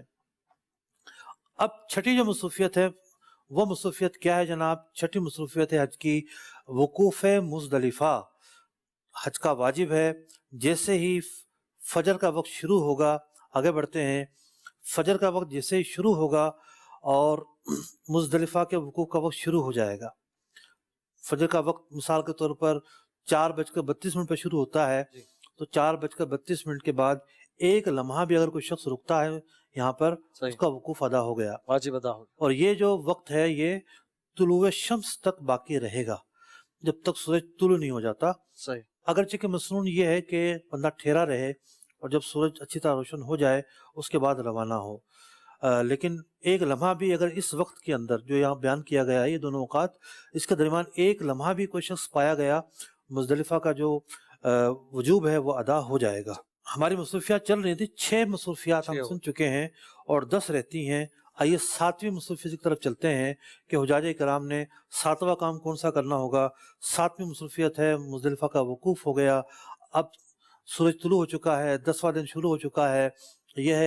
یہ یوم نہر بھی ہے. آج کے دن سب سے جو پہلا کام کرنا ہے وہ بڑے جمرے کی رمی کرنی ہے. اور یہ پہلے دن بڑے جمرے کی رمی کرنا حج کے واجبات میں سے ایک واجب ہے. اس جمرے کی رمی کا وقت کیا ہے جناب؟ آئیے دیکھتے ہیں. اس کا وقت تھوڑا سا کچھ زیادہ تفصیلی ہے. اس کے وقت کے کچھ 4 حصے بنتے ہیں. پہلے حصہ یہ ہے، پہلے تو ہم یہ دیکھتے ہیں کہ شروع کب ہوگا. فجر کا وقت جیسے شروع ہوا رمی کا وقت شروع ہو جائے گا. 10 ذوالحجہ کو پہلے دن کی رمی کا وقت فجر کا وقت جیسے شروع ہوگا شروع ہو جائے گا، اور اگلے دن کی جب تک فجر شروع نہیں ہو جاتی اس کا وقت باقی رہے گا. یہ پہلے دن کی رمی ہے. بقیہ دن کی رمی کا حساب تھوڑا الگ ہے. اب اس میں تھوڑی مزید تفصیل ہے. جی جناب. طلوع فجر تا طلوع شمس تک مکروہ وقت ہے، یعنی فجر کی نماز جب تک پڑھی جاتی ہے اس دوران نہ کرنا بہتر ہے. یہ مکروہ وقت ہے. مسنون وقت کیا ہے کہ سورج طلوع ہونے کے بعد سے لے کر زوال کا وقت شروع ہونے تک یہ جو وقت ہے یہ وقت مسنون وقت ہے. بہتر یہ کس میں کیا جائے، لیکن رش کو، اپنی ہمت کو اور دیگر چیزوں کو سامنے رکھ کر آپ نے چلنا ہے. مباح وقت زوال کا وقت شروع ہونے سے غروب تک مباح وقت ہے، اور جو مکروہ وقت ہے غروب کے بعد سے فجر تک یہ مکروہ وقت ہے. اور تینوں جو راتیں ہیں اس میں جو رات میں رمی ہے یہ مکروہ تنزیہی ہے. بہتر یہ ہے کہ نہ کی جائے. کوئی مجبوری ہے تو ایک جدا گانا بات ہے. تو یہ پہلے دن کی رمی کا وقت ہے. کوئی سوال ہے اشفاق بھائی؟ ٹھیک ہے. یعنی یہ تو بڑا طویل وقت پہلی رمی کا ہے. دوسری اور تیسری رمی میں اتنا زیادہ وقت نہیں ملے گا. بہت طویل وقت ہے. صحیح ہے. ایک طلوع شمس تک ہے. ایک اور نقشے سے ہم سمجھ لیتے ہیں، اس سے کچھ اور زیادہ واضح ہو جائے گا. واہ. یہ دیکھیے اب یہاں سے دن شروع ہو رہا ہے. طلوع فجر ہوئی، طلوع شمس تک، یعنی یہ وہ وقت ہے جب فجر کی نماز کا وقت ہے یا مکروہ وقت ہے. یہ مزدلفہ والا وقت ہے نا؟ ویسے عموماً یہاں مزدلفہ سے نکل رہے ہوتے ہیں. جی ہاں، نکل رہے ہوتے ہیں. ٹھیک ہے. اس میں مکروہ وقت ہے لیکن وقت ہو جائے گا. اگر کوئی کر لے گا تو ہو جائے گی. اچھا یہ جو وقت ہے طلوع شمس سے لے کے زوال تک یہ مسنون وقت ہے، سنت وقت ہے. اور زوال کے وقت سے لے کے غروب تک یہ مباح وقت ہے. مباح کیا ہوتا ہے؟ مطلب کہ یہ وقت ایسا ہے جس کی کوئی خاص فضیلت نہیں ہے. اچھا. لیکن عمل کریں گے تو جائز ہوگا اور مکروہ بھی نہیں ہوگا، مسنون بھی نہیں کہلائیں گے. جی. اب غروب سے لے کر اگلے دن کی فجر سے پہلے تک، فجر کا وقت شروع ہونے سے پہلے تک یہ اس کا وقت ضرور ہے، لیکن नापसंदीदा वक्त है, मकरूह वक्त है, यानी पूरी रात। पूरी रात। ठीक। जी जनाब, 10 जुल्हिज्जा पहले दिन की रमी। आगे चलते हैं। 8वीं मसरूफियत। 8वीं मसरूफियत है, यानी एक तो था मिना में पहले क़याम जी। और एक ये है कि रमी करके कहाँ गए, मिना में ही आना है, दोबारा में, और जमरात भी मिना में ही है, अपने खेमे में आना है। जी। तो 10, 11 और 12 ये 3 दिन जो है मीना में क़याम करना सुन्नत मुक्कदा है, यानी रात का कम से कम अक्सर हिस्सा मीना में गुजारा जाए, ये सुन्नत मुक्कदा है। ये है 8वीं मसरूफियत। तो 10 की रात तो वहाँ मुज़दलिफ़ा में निकल गई, तो अब तो बची 11 और 12 की रात, तो यहाँ 10 की रात का कैसे अक्सर हिस्सा आएगा? हाँ, बड़ा अहम सवाल है आपका। असल में हज में ना, इन दिनों में, हज के इन दिनों में रातें दिन के ताबे होती हैं। अच्छा, जो अगली रात मगरिब से यूं समझ लें आप, तारीख शुरू नहीं होती। अच्छा, अवाम के लिए आसानी भी यही होती है जी। तो वो रमी का वक्त देखें आप, तुलुए फजर से अगली फजर तक है, पूरी रात है। तो इस माना में ये 10वीं लिखी है। अच्छा। लेकिन उर्फन जिसको हम 10वीं कहते हैं वो नहीं है ये। हाँ, ठीक है, ये वो बनेगी 11वीं। जी हाँ, आपका सवाल बिल्कुल दुरुस्त है। सही। चलें 9वीं मुसरूफियत की तरफ बढ़ते हैं। 9वीं मुसरूफियत है हज की कुर्बानी। हज तमत्तु करने वाला, हज किरान करने वाला, इस पर हज की एक कुर्बानी करना वाजिब है। लोग कहते हैं कि जी किरान करने वाले पर 2 है, ऐसा नहीं है, एक ही कुर्बानी करेगा वो। बाज़ सूरतों में एहराम की खिलाफ वर्जी करने पर 2 दम आते हैं, सब सूरतों में नहीं आते, बाज़ सूरतों में आते हैं। सही। लेकिन कुर्बानी जो है वो इसकी एक ही है, तमत्तु वाले की भी एक ही है। इफरात करने वाले पर कुर्बानी वाजिब नहीं है, करे तो अच्छी बात है। तो 9वीं मुसरूफियत जो है वो है कुर्बानी करना। अब लिखा हुआ 10 जुल्हिज्जतुल हराम। अब इसमें थोड़ी सी तफसील है। तफसील क्या है जनाब? चलिए जनाब देखते हैं क्या तफसील है। कुर्बानी के वक्त के भी 4 तरह के जो है वो औकात बनते हैं। इसका वक्त शुरू हो जाता है 10 जुल्हिज्जा को फजर का वक्त शुरू होने से, और 12 जुल्हिज्जा के गुरूब से पहले तक करना वाजिब है। अगर नहीं की तब भी छुटकारा नहीं मिलेगा। सही बात। दम भी देना पड़ेगा, कुर्बानी भी करनी पड़ेगी। सही। शुरू हुआ, यानी जो कुर्बानी का वक्त यूं समझिए आप, आमतौर पर कुर्बानी में होता है वो वक्त यहाँ भी है, बकरीद वाला पूरा वक्त है, ठीक है। अच्छा, लेकिन वक्त गुजरने के बाद साकित नहीं होगी, माफ नहीं होगी, बल्कि देर से करने पर दम भी देना होगा। ओहो। अब इसके अंदर 2 और बातें जो सीखने की हैं वो ये हैं कि तरतीब भी रखनी है। हज किरान करने वाला, तमत्तो करने वाला कुर्बानी को करेगा रमी के बाद। सही। ये जरूरी है उसके लिए, और हलक से पहले। ठीक। अच्छा, मसनून वक्त क्या है? 10 जुल्हिज्जा को तुलुए शम्स के बाद करना, ये मसनून है, यानी पहले दिन कर ले बंदा, ये मसनून है। यानी वक्त तो तुलुए शम्स से पहले का शुरू हो जाता है, तुलुए शम्स का इंतजार करे और उसके बाद करे, ये उसके लिए मसनून है। ठीक। आगे चलते हैं। कुर्बानी हो जाती है, यानी पहले रमी होगी, फिर कुर्बानी होगी, अब तीसरा अमल है। अच्छा मुफ्ती साहब, यहाँ कुर्बानी जो है वो हम लोग खुद तो नहीं करते, आजकल अक्सर 99% लोग कुर्बानी का वकील बनाते हैं। अब इसमें कुछ एहतियात, कोई पॉइंट आप देंगे कि क्या करें, तरतीब? बाज लोग रमी बाद में कर रहे होते हैं, कुर्बानी पहले हो चुकी होती है। बाज लोगों का हलक भी हो चुका होता है और कुर्बानी अभी तक नहीं हुई होती। लाखों लाख लोग हैं। इसके लिए क्या एक पहले से माइंड मेकिंग हो, जिसको आप वकील बना रहे हैं उसके साथ कैसी अंडरस्टैंडिंग हो? बाज बैंकों को दे देते हैं। देखिए, 2 तरह के लोग होते हैं। सरकारी काफिले जाते हैं, एक प्राइवेट लोग जाते हैं। सरकारी जाने वाले में पहले तो ये जरूरी था कि जी बैंक में ही पैसे जमा करवाने, अब ऐसा नहीं है। सही। अब आपके पास ऑप्शन होता है, चाहे बैंक में करवाएं चाहे ना करवाएं। हम ये कहते हैं कि आप बैंक में ना करवाया करें, वहाँ बेहतियाती होती है, वहाँ वक्त का पता नहीं चलता। आप जिस मर्जी बंदे से पूछ लो, सब बताते हैं जी मुझे 10 बजे का टाइम दिया है। क्या बात है जनाब, हर बंदे को 10 बजे का टाइम, 2 लाख लोगों की, वो भी पहले दिन। तो वहाँ तो इस मामले में जो है वो हम कहते हैं कि इस राय पर अमल नहीं होता कि ये तरतीब वाजिब है। तो अब ये है कि कुर्बानी करने के इंतजामात वहाँ होते हैं, स्लॉटर हाउस भी होते हैं। मुज़दलिफ़ा भी हरम ही है, कुर्बानी का हरम में भी होना ज़रूरी है। स्लॉटर हाउस भी है गवर्नमेंट का, वहाँ लोग जाते भी हैं और जानवर जो है वो गिनती के हिसाब से اپنا جانور منتخب بھی کرتے ہیں. بے احتیاطی کئی اعتبار سے ہوتی ہیں. اگر بڑا جانور ہو تو شاید بے احتیاطی کم ہو. یعنی وہاں بکروں کے اندر یہ ہوتا ہے کہ 6 مہینے کے کھڑے ہوتے ہیں جی اور کہتے ہیں آدھا کامل. صحیح. تو بڑی اس کے اندر مسائل ہوتے ہیں. دمبے میں زیادہ احتیاط ہے. دمبا نظر آنا چاہیے سال بھر کا. 6 مہینے کی عمر اگر چکے ہے, نظر سال بھر کا ہے تو ٹھیک ہے.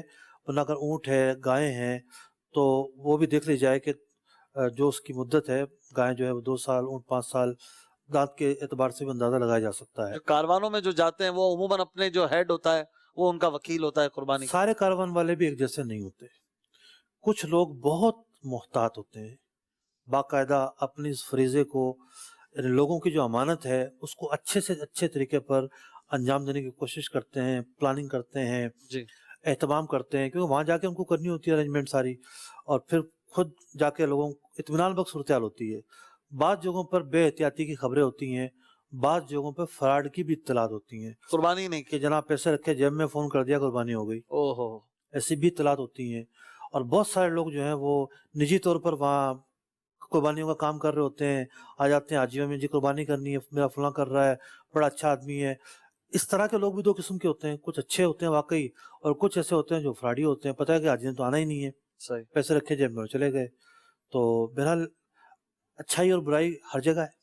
اچھا, کسی کی قربانی اس نے بعد میں کی, اس نے رمی پہلے رمی اس نے پہلے سے کر لیا, حلق بھی کر لیا, قربانی بعد میں ہوئی, تو اب وہ کہتے ہیں بھائی اس نے غلطی کی, قصور اس کا ہے, لیٹ اس نے کیا, ہم کیوں دم دیں؟ غلطی تو آپ کی ہے نا, آپ کا جو عمل ہے وہ ناقص پایا گیا.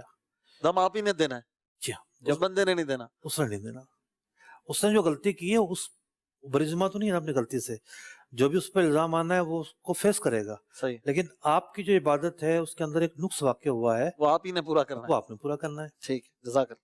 اس میں مفتی صاحب جو نارملی حاجی صاحبان جاتے ہیں, جی جی, ان میں ایک بلڈنگ میں کئی حاجی ہوتے ہیں اور عام طور سے گروپ بن جاتا ہے 12-15 کا, تو اس میں سے 2 حاجی یا 3 حاجی جو ہیں وہ کاکیا کا ایک علاقہ ہے جہاں سلاٹر ہاؤس ہے اور اچھے انداز سے وہاں قربانی کی جا سکتی ہے.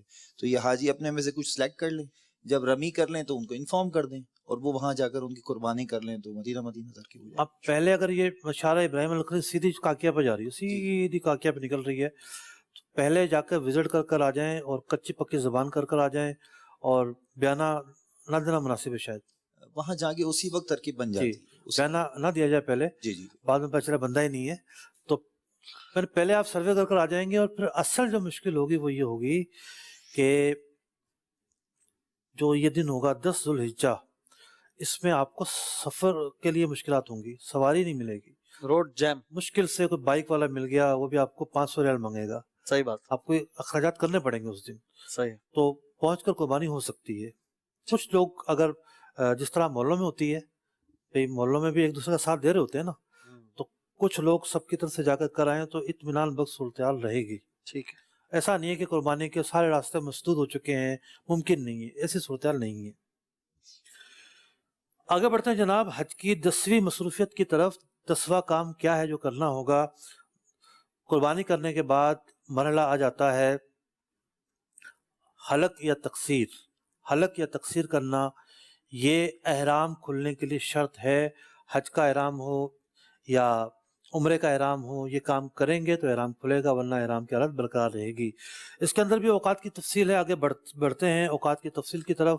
حلق کا وقت کب شروع ہوتا ہے؟ اگر کسی نے فجر کا وقت شروع ہونے سے پہلے حلق کر لیا, سارے اعمال اگرچہ کے ہو گئے ہوں لیکن اس کا حلق نہیں ہوگا, ٹھیک ہے, وہ احرام کی حالت ہوتے ہوئے سر مڑنے والا کہلائے گا, دم دینا پڑ جائے گا.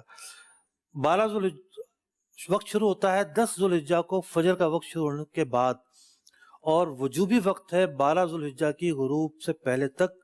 عمرے کے اندر کوئی وجوبی وقت نہیں ہوتا, 4 دن کی بھی تاخیر کر لی جائے, پابندیوں کی خلاف ورزی نہ کی جائے تو کوئی حرج نہیں. کوئی حرج نہیں سے مراد یہ کہ کوئی الزام نہیں, کوئی کفارہ نہیں. حج کے اندر حلق کا ایک وقت مقرر ہے, اس میں کرنا واجب ہے. اگر وہ وقت گزر جاتا ہے تو بہرحال پھر بھی کرنا تو ہوگا, لیکن تاخیر کا دم بھی دینا پڑے گا. اور ایک ہے ترتیبی وقت, قارن اور متمتع کے لیے رمی اور قربانی کے بعد, مفرد کے لیے رمی کے بعد حلق کرنا جو ہے یہ عمل ہے. تو 10 اعمال ہم سن چکے ہیں جناب. اس کے اندر وقوف عرفہ ہو گیا, وقوف مزدلفہ ہو گیا, رمی ہو گئی پہلے دن کی, قربانی ہو گئی, اس کے بعد حلق و تقصیر بھی ہو چکا. اب طواف زیارت 11ویں مصروفیت ہے طواف زیارت. طواف زیارت یہ بھی حج کے 3 فرائض میں سے ایک فرض ہے، حج کا دوسرا بڑا فرض ہے. آئیے دیکھتے ہیں اس کے اوقات کی کیا تفصیل ہے. جناب اس کا وقت شروع ہوتا ہے 10 ذی الحجہ کو فجر کا وقت شروع ہونے کے بعد. جیسے ہی فجر کا وقت شروع ہوا طواف زیارت کیا جا سکتا ہے، اور 12 ذی الحجہ کو غروب سے پہلے تک کرنا واجب ہے. یہ واجب وقت ہے، لیکن نہیں کیا تب بھی 12 کے بعد بھی کرنا پڑے گا. کوئی اس کا بدل نہیں ہے، کوئی اس کا متبادل نہیں ہے. طواف کر کے ہی یہ فرض ادا ہوگا، اور اس فرض کے ادا کیے بغیر جو پابندیاں ہیں وہ برقرار رہیں گی. افضل جو وقت ہے 10 ذی الحجہ کو ربی قربانی حلق تقصیر سے فارغ ہونے کے بعد کرنا افضل ہے.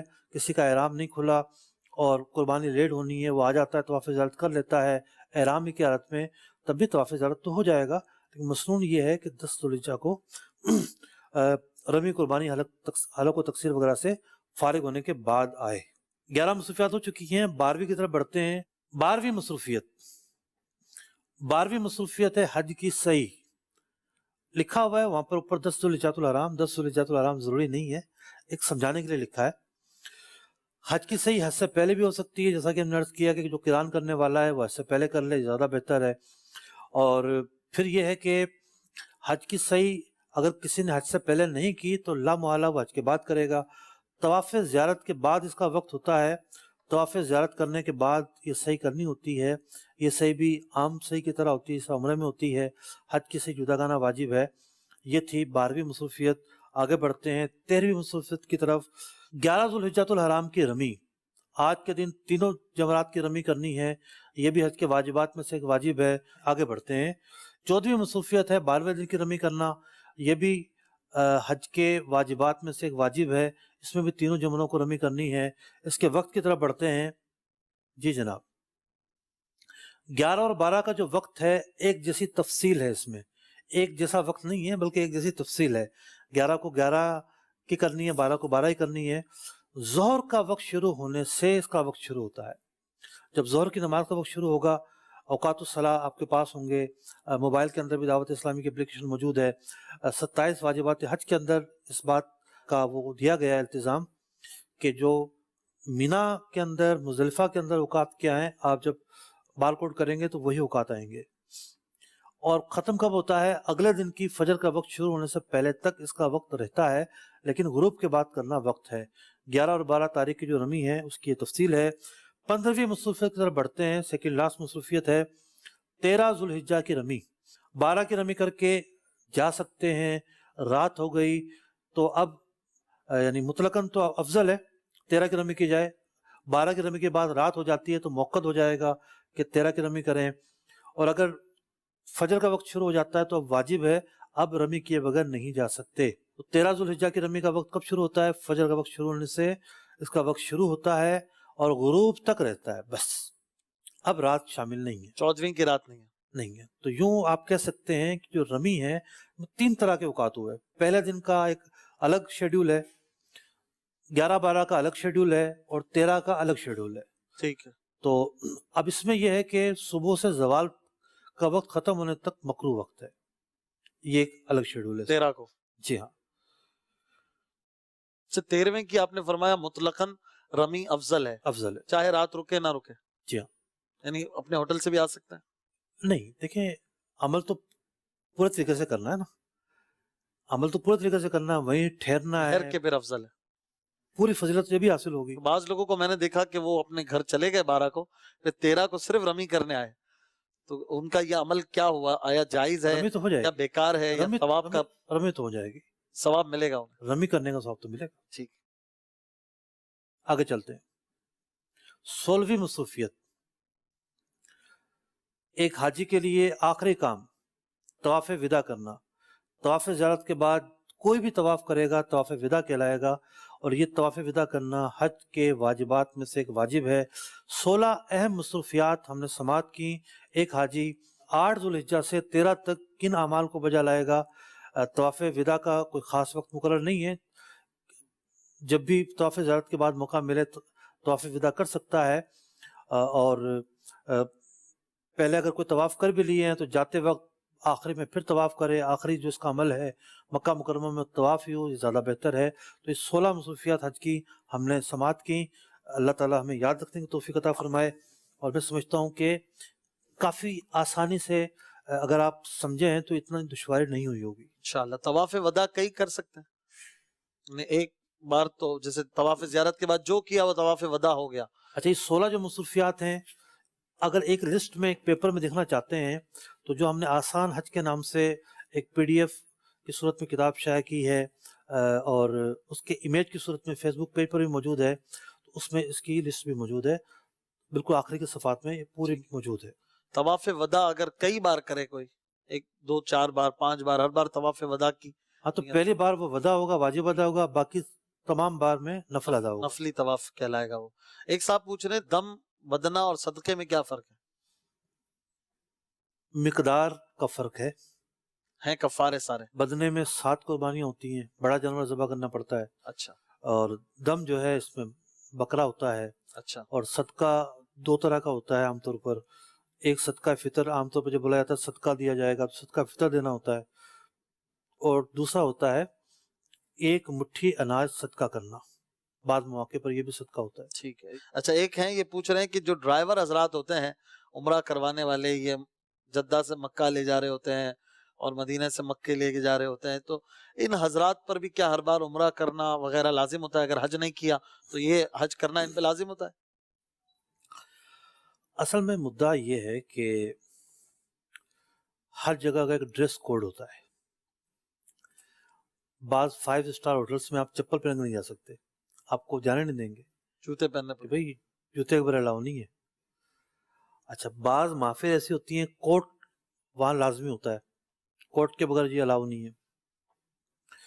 اسی طریقے سے اب تو وہ زمانے ختم ہو گئے کہ کسی بادشاہ یا وزیر اعظم یا صدر سے ملنے جائیں گے تو وہ خاص لباس پہننا پڑے گا، پہلے ایسا تھا اچھا کہ جناب ایک خاص ہیئت کے اندر جانا پڑے گا آپ کو۔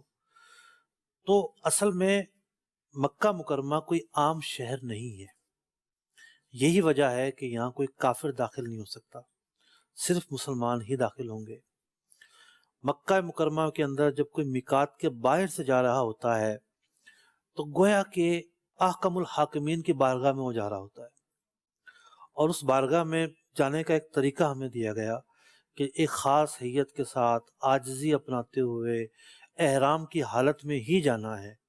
تو فقہ حنفی کی روح سے ایک شخص کسی بھی وجہ سے جائے، اس پر یہ جو تقاضے ہیں پورے کرنا ضروری ہیں۔ فقہ شافی وغیرہ میں کچھ رعایتیں ہیں، لیکن جو حنفی ہے وہ فقہ حنفی ہی کو فالو کرے گا۔ یہ بات میں اس لیے عرض کر رہا ہوں کہ وہاں اگر کسی نے دیکھا ہے کہ جی وہ ڈرائیور تو جا رہے ہیں، بھئی وہ تو ہے ہی فقہ شافی کا تابع۔ اچھا، پھر اس کے لیے صورتیں رعایتیں ہیں؟ مطلب وہ تو جب وضو کرتا ہے تو وہ تو چوتھائی سر کا مسح بھی نہیں کرتا۔ صحیح۔ بعض ناپاک چیزیں ایسی ہیں جو ہمارے نزدیک ناپاک ہیں، اس کے نزدیک پاک ہیں۔ صحیح۔ بعض صورتیں وہ ہیں وضو ٹوٹنے کی جو ہمارے نزدیک ٹوٹ جائے گا، شوافی کے نزدیک نہیں ٹوٹے گا۔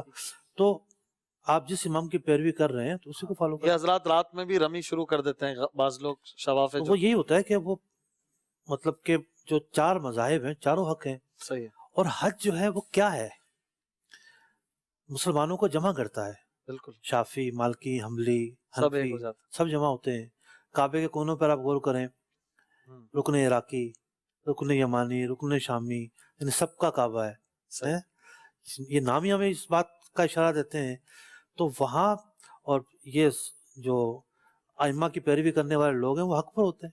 ٹھیک ہے۔ ایک صاحب نے سوال کیا ہے کہ آپ نے فرمایا عورت احرام سے نکلنے کے لیے کنگھی کر لے تو کیا احرام کے حالت میں کنگھی نہیں کر سکتی؟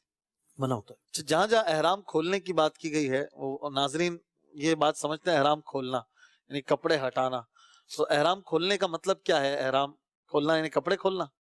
کپڑے کھولنے سے تو احرام نہیں کھلتا۔ احرام ایک غیر محسوس پابندی کا نام ہے، ٹھیک ہے، ایک غیر محسوس حالت اور کیفیت کا نام ہے۔ صحیح۔ وہ غیر محسوس حالت جب شروع ہوتی ہے تب بھی اس کو ایک شکل میں بیان نہیں کیا جا سکتا۔ صحیح۔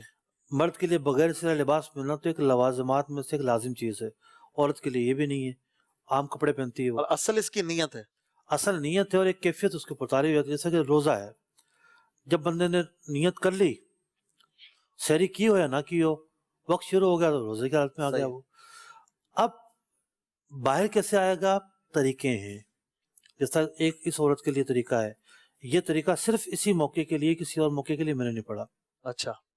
دوسرا طریقہ ہے احسار والا، کہ جس کو جانے سے روک دیا گیا. احرام پہن لیا اس نے لیکن نہیں جانے دیا گیا، نیت کر لی تھی اس نے، یا کسی اور چیز نے اس کو روک دیا. کوئی بھی ایسی وجہ ہو سکتی ہے، ایکسیڈنٹ بھی ہو سکتا ہے. جی جی. یہ جو ہے حرم میں قربانی کا جانور بھیجے گا یا کسی کو کہے گا کہ میری طرف سے جانور قربان کر دو. جب وہ جانور قربان ہوگا اس کے بعد اس کا احرام کھلے گا. عام حالات میں حلق یا تقصیر دونوں میں سے کوئی ایک کام پایا جائے گا تو احرام کھلے گا. صحیح. تو یوں مخصوص اصطلاحات ہیں. ٹھیک. ویسے نارملی آپ اپنے احرام کے کپڑوں کو چاہیں تو اتار کر ریلیکس ہو کے بیٹھ سکتے ہیں، کوئی مسئلہ نہیں ہے. ستر نظر نہ آئے تو مسئلہ نہیں. ستر نہیں کھل رہا تو آپ اپنے کپڑے ہٹا سکتے ہیں. نہانے کے لیے بھی تو ہٹانا ہے، جی. واش روم میں بھی تو ہٹانا ہی ہے، تو یہ اس سے احرام نہیں کھلتا. بالکل. تو خواتین کے لیے بھی یہی مسئلہ ہے کہ جب نکلیں گی تو نیت کا ختم کرنا مراد ہے. مردوں کے لیے بھی نیت کا ختم کرنا، یعنی احرام سے نکلنے کے ارادے سے آپ جو عمل کرتے ہیں وہ احرام ختم ہونا کہلاتا ہے. رمی کے لیے کنکری اگر کھجور کی گٹلی سے چھوٹی نہ ملے تو کیا کریں؟ جب کھجور کی گٹلی جتنی نہ ملے تو چھوٹی لے لیں. وہ یہ ہے نا کہ کھجور کی گٹلی جتنی ہو کم از کم. دیکھیے کنکری کے حوالے سے یہ بیان کیے گئے ہیں آداب.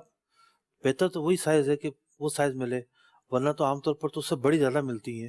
بڑی زیادہ ملتی ہیں. کسی کے پاس چھوٹی چھوٹی ہو بالکل تو اس سے جمرات پہ رمی ہو جائے گی. کنکری کا اطلاق ہونا چاہیے اس پہ کہ بھئی کنکری ہے.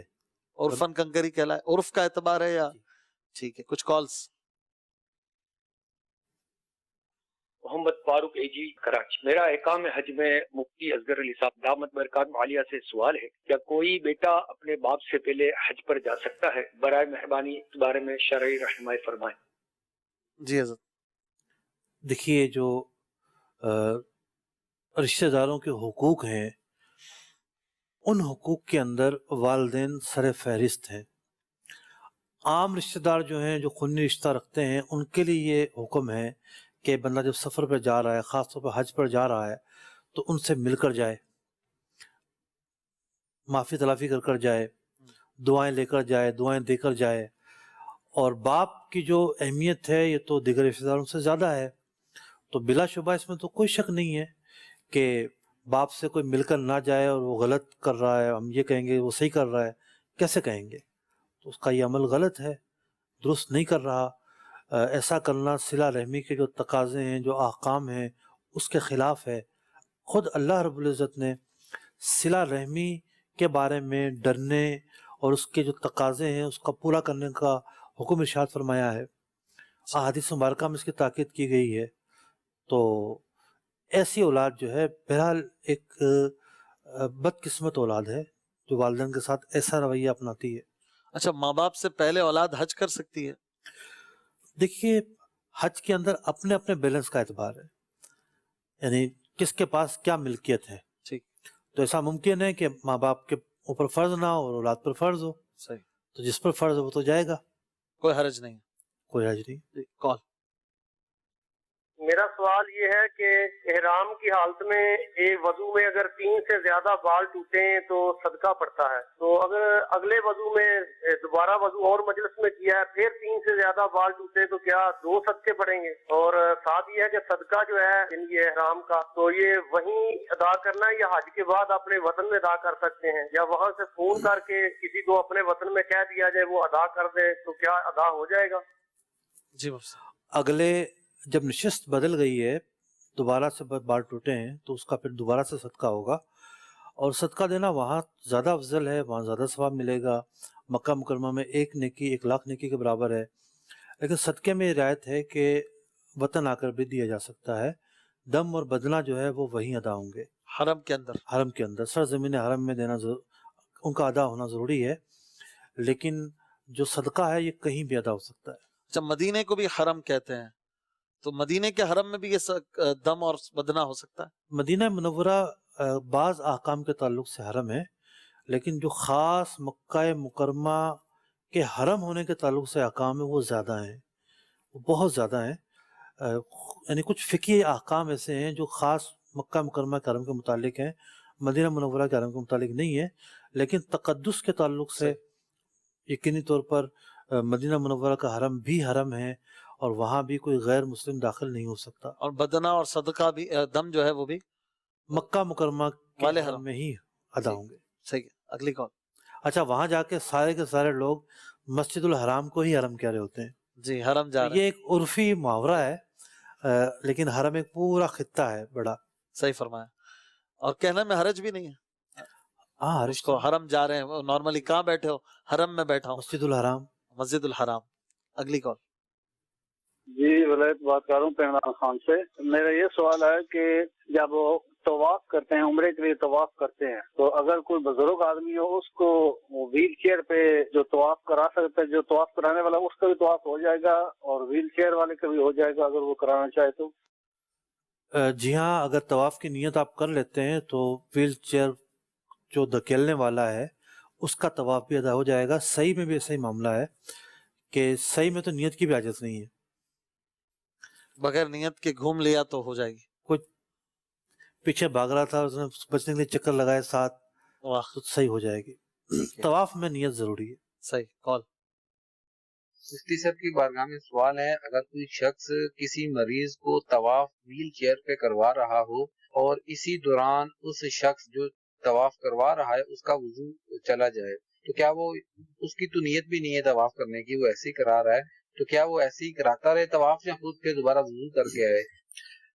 جو طواف کسی اور کو کروا رہا ہے، ویل چیئر کے ذریعے کروا رہا ہے یا گود میں اٹھائے ہوئے ہے، تو اس کا باوضو ہونا شرط نہیں ہے، لہٰذا رکے بھی نہیں، اس کو رکنے کی حاجت بھی نہیں ہے۔ اگر وہ اپنے طواف کی بھی نیت کیے ہوئے تھا تو پھر ایک الگ جدا گانا بات ہے۔ صحیح۔ اور یہ بھی طے ہے کہ ویل چیئر پر وہی بیٹھے گا جس کو بیٹھنے کی حاجت تھی، پیدل نہیں چل سکتا تھا، ورنہ عام لوگوں کے لیے تو اس بات کی اجازت نہیں ہے۔ اچھا، اگر بالفرض دونوں کی طواف کی نیت تھی اور ایک کا وضو ٹوٹا دوسرا ویل چیئر پہ، تو اب ایک کا ہی وضو ٹوٹا ہے تو رکنے کے لیے ظاہر ہے دوسرا بھی رکی گیا، تو کیا کہیں گے اس کو؟ یعنی کسی اور کو ہینڈ اوور کرے کہ بھائی تم چلاتے رہو ویل چیئر؟ اصل میں بڑی مشکلات ہیں یہاں پر۔ کہنے کو تو یہ کہا جا سکتا ہے کہ دونوں چلے جائیں واپس، اس کے بجائے یہ ہے کہ اب اپنی نیت منقطع کر دے وہ اور اس کے چکر پورے کروا لے۔ وجہ یہ ہے کہ ان دونوں کا جانا پھر دونوں کا واپس آنا اور پھر بہت مشقت، ویل چیئر، اور ویل چیئر جہاں ہوتی ہے، جہاں اس کا طواف ہوتا ہے، وہ جگہیں بھی الگ ہوتی ہیں، چکر بھی بڑا ہوتا ہے۔ پہلے سے بھی لوگ باز کروا رہے ہوتے ہیں، بڑی تکلیف ہو رہی ہوتی ہے لوگوں کو، کرنا اوپر سے ہی چاہیے۔ عام حالات میں تو حج میں تو اجازت نہیں دیتے، عمرے میں تو اجازت ہو جاتی ہے، حج کے ایام میں رش زیادہ ہوتا ہے تو اجازت نہیں دیتے نیچے کی۔ تو اب یہ ہے کہ نیت منقطع کر دے، اپنی حساب لگا لے کہ میرا یہاں سے جو ہے وہ طواف میں نے کرنا ہے، پھر وہی ہے کہ 4 چکر ہوئے تھے نہیں ہوئے تھے، اس کے مطابق پھر عمل یعنی ویل چیئر والے کو پورا کرا دے، اپنا پھر بعد میں جا کے وضو کر کے پھر اس کا مسئلہ دیکھ لے۔ کال۔ مفتی صاحب کی بارگاہ میں میرا سوال یہ ہے کہ حضور یہ ارشاد فرما دیں کہ اگر کوئی بزنس مین حج کی غرض سے حج کرنے گیا اور اس کے کاروبار کی ایڈجسٹمنٹ اس طرح ہے کہ وہ ادھر جا کر کچھ نہ کچھ ادھر وہ بتائے گا اور اس کی مینجمنٹ کچھ فون پر کرتا رہے گا تو پیچھے کام اس کا سیٹ رہے گا، کیا وہ ادھر حج کے دوران کال کر کے تو ادھر مینجمنٹ کروا سکتا ہے؟ جی مفتی، اللہ جانتا ہے کہ نیت کدھر کی ہے، تو حج پر جانے کے لیے بزنس کی نیت نہ کرے۔ مثال کے طور پر کوئی شخص جو ہے وہ بیپاری ہے، وہ کہتا ہے کہ جی مکہ مکرمہ سے بڑی مارکیٹ ہے، جدہ بڑی مارکیٹ ہے، چلو جا کے کام تلاش کرتے ہیں وہاں۔ تو اب سفر کی نیت ہی کام ہے تو پھر حج کے لیے تو وہ نہ نکلا۔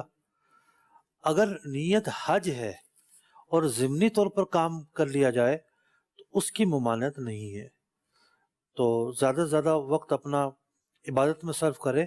لیکن سفر کی نیت کیا ہے؟ ظاہر بات ہے جس کو پاکستان میں کام نمٹانا ہے فون پر، وہ یہ سفر کاروبار کے لیے تو نہیں کرے گا۔ کاروبار کے لیے تو وہ کرے گا جس نے جدہ سے کوئی پارٹی ڈھونڈنی ہے، مکہ سے کوئی پارٹی ڈھونڈنی ہے، اس سے کام کرنا ہے، اور اس کی بھی نیت 2 طرح کی ہو سکتی ہے۔ ایک یہ کہ حج ہی کے لیے جا رہا ہوں، اور کوئی مل گیا بندہ ایسا تو چلو کام بھی ہو جائے گا۔ تو حج ہی کی نیت رکھیں، جبھی ثواب ملے گا۔ ٹھیک ہے، ماشاءاللہ۔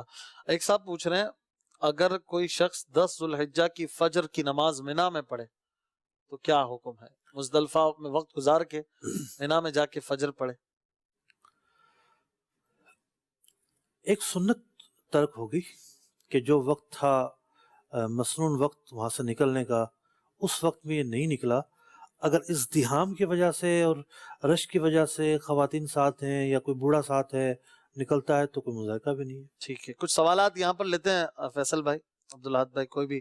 نے جیسے بتایا تو یہ جو سوال اشفاق بھائی نے کیا، اس میں اس طرح سے بھی ہوتا ہے کہ بعض لوگوں کے خیمے ہوتے ہی مزدلفہ میں ہیں، ان کو یہ اشکال ہوتا ہے کہ ہم تو اپنے خیمے میں آ گئے اور ہم نے فجر یہاں پڑھی، تو ان کے بارے میں بھی کچھ ارشاد فرما دیجیے. دیکھیے، جو جس کے خیمے مزدلفہ میں ہیں تو اب خیمے وہاں لگنے سے وہ جگہ مزدلفہ سے خارج تو نہیں ہو گئی نا. صحیح، تو ہے ہی مزدلفہ. لیکن پھر وہ منا کا وقوف ان کا وہیں پہ رہتا ہے. منا غالباً وقوف تو ملا ہی نہیں نا ان کو. منا کا تو ملا ہی نہیں. جو ایک بینیفٹ مل رہا ہے ان کو، وہ بینیفٹ کیوں خارج کریں؟ مزدلفہ ہونے سے وہ خیمے کیسا نکال سکتے ہیں؟ صحیح ہے کہ خیمے لگ گیا وہ مزدلفہ نہیں ہے. وہ مزدلفہ ہے، وہاں وقوف بھی ہو سکتا ہے. وہاں جب تک رہیں گے جو اعمال وہاں بجا لائیں گے مزدلفہ میں ہی ادا کرنا کہلائے گا. ٹھیک ہے، لیکن وہ پھر منا میں رہنے والی سنت ان کی ترک ہو. اب یہ تو تھوڑا سا مشکل الفاظ کے اندر جواب، آسان الفاظ کے اندر جواب یہ ہے کہ کسی کے خیمے مزدلفہ میں ہے تو وہ اپنے خیمے میں اگر آ کر ٹھہرتا ہے تو اس کا وقوف وہاں ہو سکتا ہے. ٹھیک ہے، بہت اچھی بات ہے.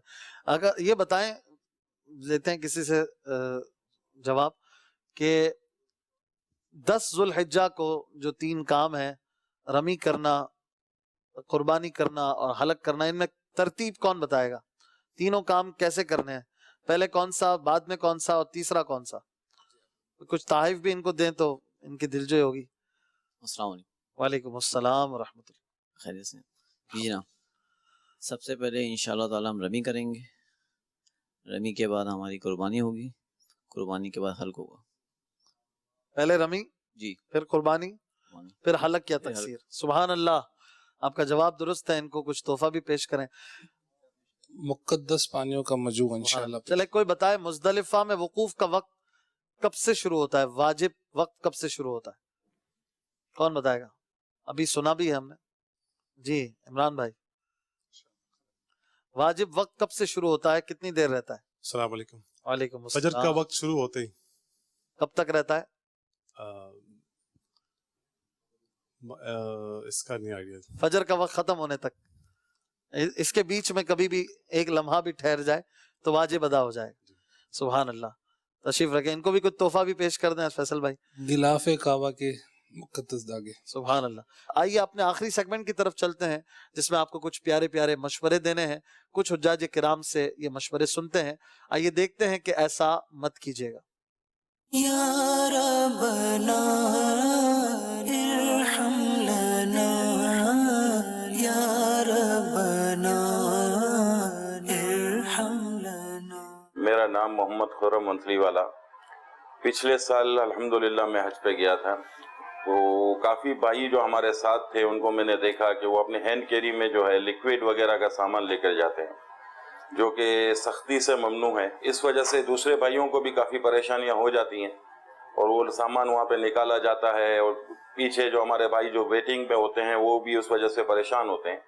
تو میری آپ لوگوں سے خاص گزارش ہے کہ اپنے ہینڈ کیری میں لیکوڈ وغیرہ کا سامان لے کر نہ جائیں، اس کے علاوہ کوئی ایسا سامان نہ رکھیں جس کی وجہ سے آپ کو بھی پریشانی اٹھانی پڑے اور دوسرے ہمارے جو حاجی بھائی ہمارے ساتھ ہوتے ہیں ان کو بھی پریشانی اٹھانی پڑے. ایئرپورٹ پر لیکوڈ سامان ہوتا ہے، جوسز ہوتے ہیں، بعض اوقات یہ آئل وغیرہ چیزیں رکھتے ہیں. سنت باکس میں بھی یہ چیزیں ہوتی ہیں تو بعض لوگ ہینڈ کیری میں رکھ لیتے ہیں. تو کیا مشورہ ہے؟ ہینڈ کیری میں الاؤ نہیں ہوتی چیزیں. آئل وغیرہ اگر گیا ہے اس میں لگیج میں گیا ہے وہاں تو چل جاتا ہے. تو اصل یہ ہے کہ کسی سمجھدار آدمی سے پوچھ لیں، جو پہلی دفعہ جا رہا ہے وہ ان لوگوں سے پوچھ لیں جو جہاز کا سفر کرتے رہتے ہیں کہ ابھی بیگ کس طرح ترتیب دینے چاہیے. آپ کے حساب سے ہینڈ کیری میں کیا چیزیں کم سے کم رکھیں؟ دیکھیں، ہینڈ کیری کے اندر 7 کلو کا وزن الاؤ ہوتا ہے، اور 3-4 کلو جو ہے جو گلے میں بیگ لٹکا ہوتا ہے یا شولڈر پہ ہوتا ہے اس میں بھی چھوڑ دیتے ہیں. تو اس کے اندر آپ نے وہ سامان رکھنا ہے کہ جو خاص آپ سفر میں استعمال کریں گے، یا کوئی نازک سامان ہے جیسے لیپ ٹاپ ہے، کوئی ٹیبلٹ ہے، اس میں احرام کی ایک چادر رکھ لیں. صحیح. اگر ایک मतलब 2 चादर रख लेंगे तब भी ठीक है, कम से कम एक चादर रख लेंगे, इजाफी हो जाती है, कोई खुशबू हो जाती है, आपको बदलनी पड़ जाती है। तो इसी तरीके से खुश्क बिस्किट रख लें, अगर फ्रूट अलाउ होते हैं तो 2-4 फ्रूट रख लें, 2-3 सेब रख लें, मौसमी का मौसम है तो वो रख लें। वजह ये होती है कि जब आप जद्दा उतरते हैं रश के अय्याम में, ख़ास तौर पर जद्दा में आपको एयरपोर्ट पर 2 घंटे भी लग सकते हैं, 4 भी, 6 भी, 8 भी। ऐसे भी केसेस हुए हैं कि लोग 12-12 घंटे तक वहीं रहे हैं। बिल्कुल। तो फिर जाके बाहर निकले हैं तो बाहर 2-4 घंटे ठहरे रहे हैं, तो मक्का मुकरमा पहुंचने तक काफ़ी आपको वक्त लग जाएगा।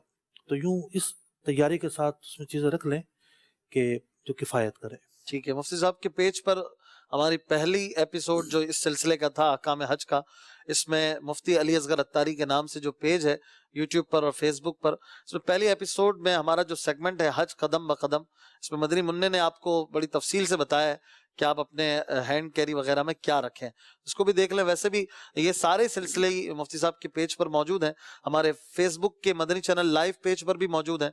तो अहकाम हज के सिलसिले अगर हज के दिनों में यानी आपकी ट्रैवलिंग से 2-3 दिन पहले एक बार फिर ये देख लेंगे, रिपीट हो जाएगा तो ज्यादा इंशाल्लाह आपको नफा बख्श होगा। या वहां जाकर अपने सफर के दौरान जो मिना जाने से पहले के अय्याम है उनमें एक बार फिर देख लें। एक और सूरत भी होती है, जैसे यूट्यूब का चैनल है, अब यूट्यूब के चैनल पर जब आप जाएंगे तो वहाँ प्ले लिस्ट होती है।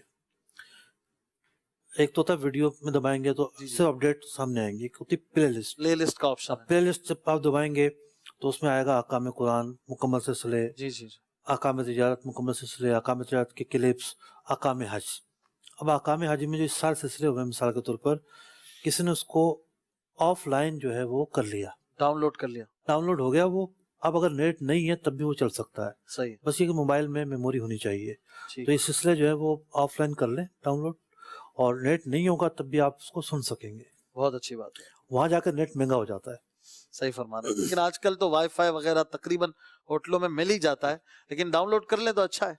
जी मजीद मदनी चैनल के नाजरीन और प्यारे हाजियों, आपसे गुजारिश है कि जब हज पे जाते हैं तो जब हम रमी करते हैं तो रमी में जो हाजी है वो एहतियात नहीं करता कि जो रमी कंकरी मारता है तो वो कंकरी वो दूर से ही मारते हैं, तो वो कंकरी एक तो पहुंचती नहीं है और आगे जो हाजी जो कंकरी मारे तो उनको मतलब ईजा होते हैं और उनको लगती है।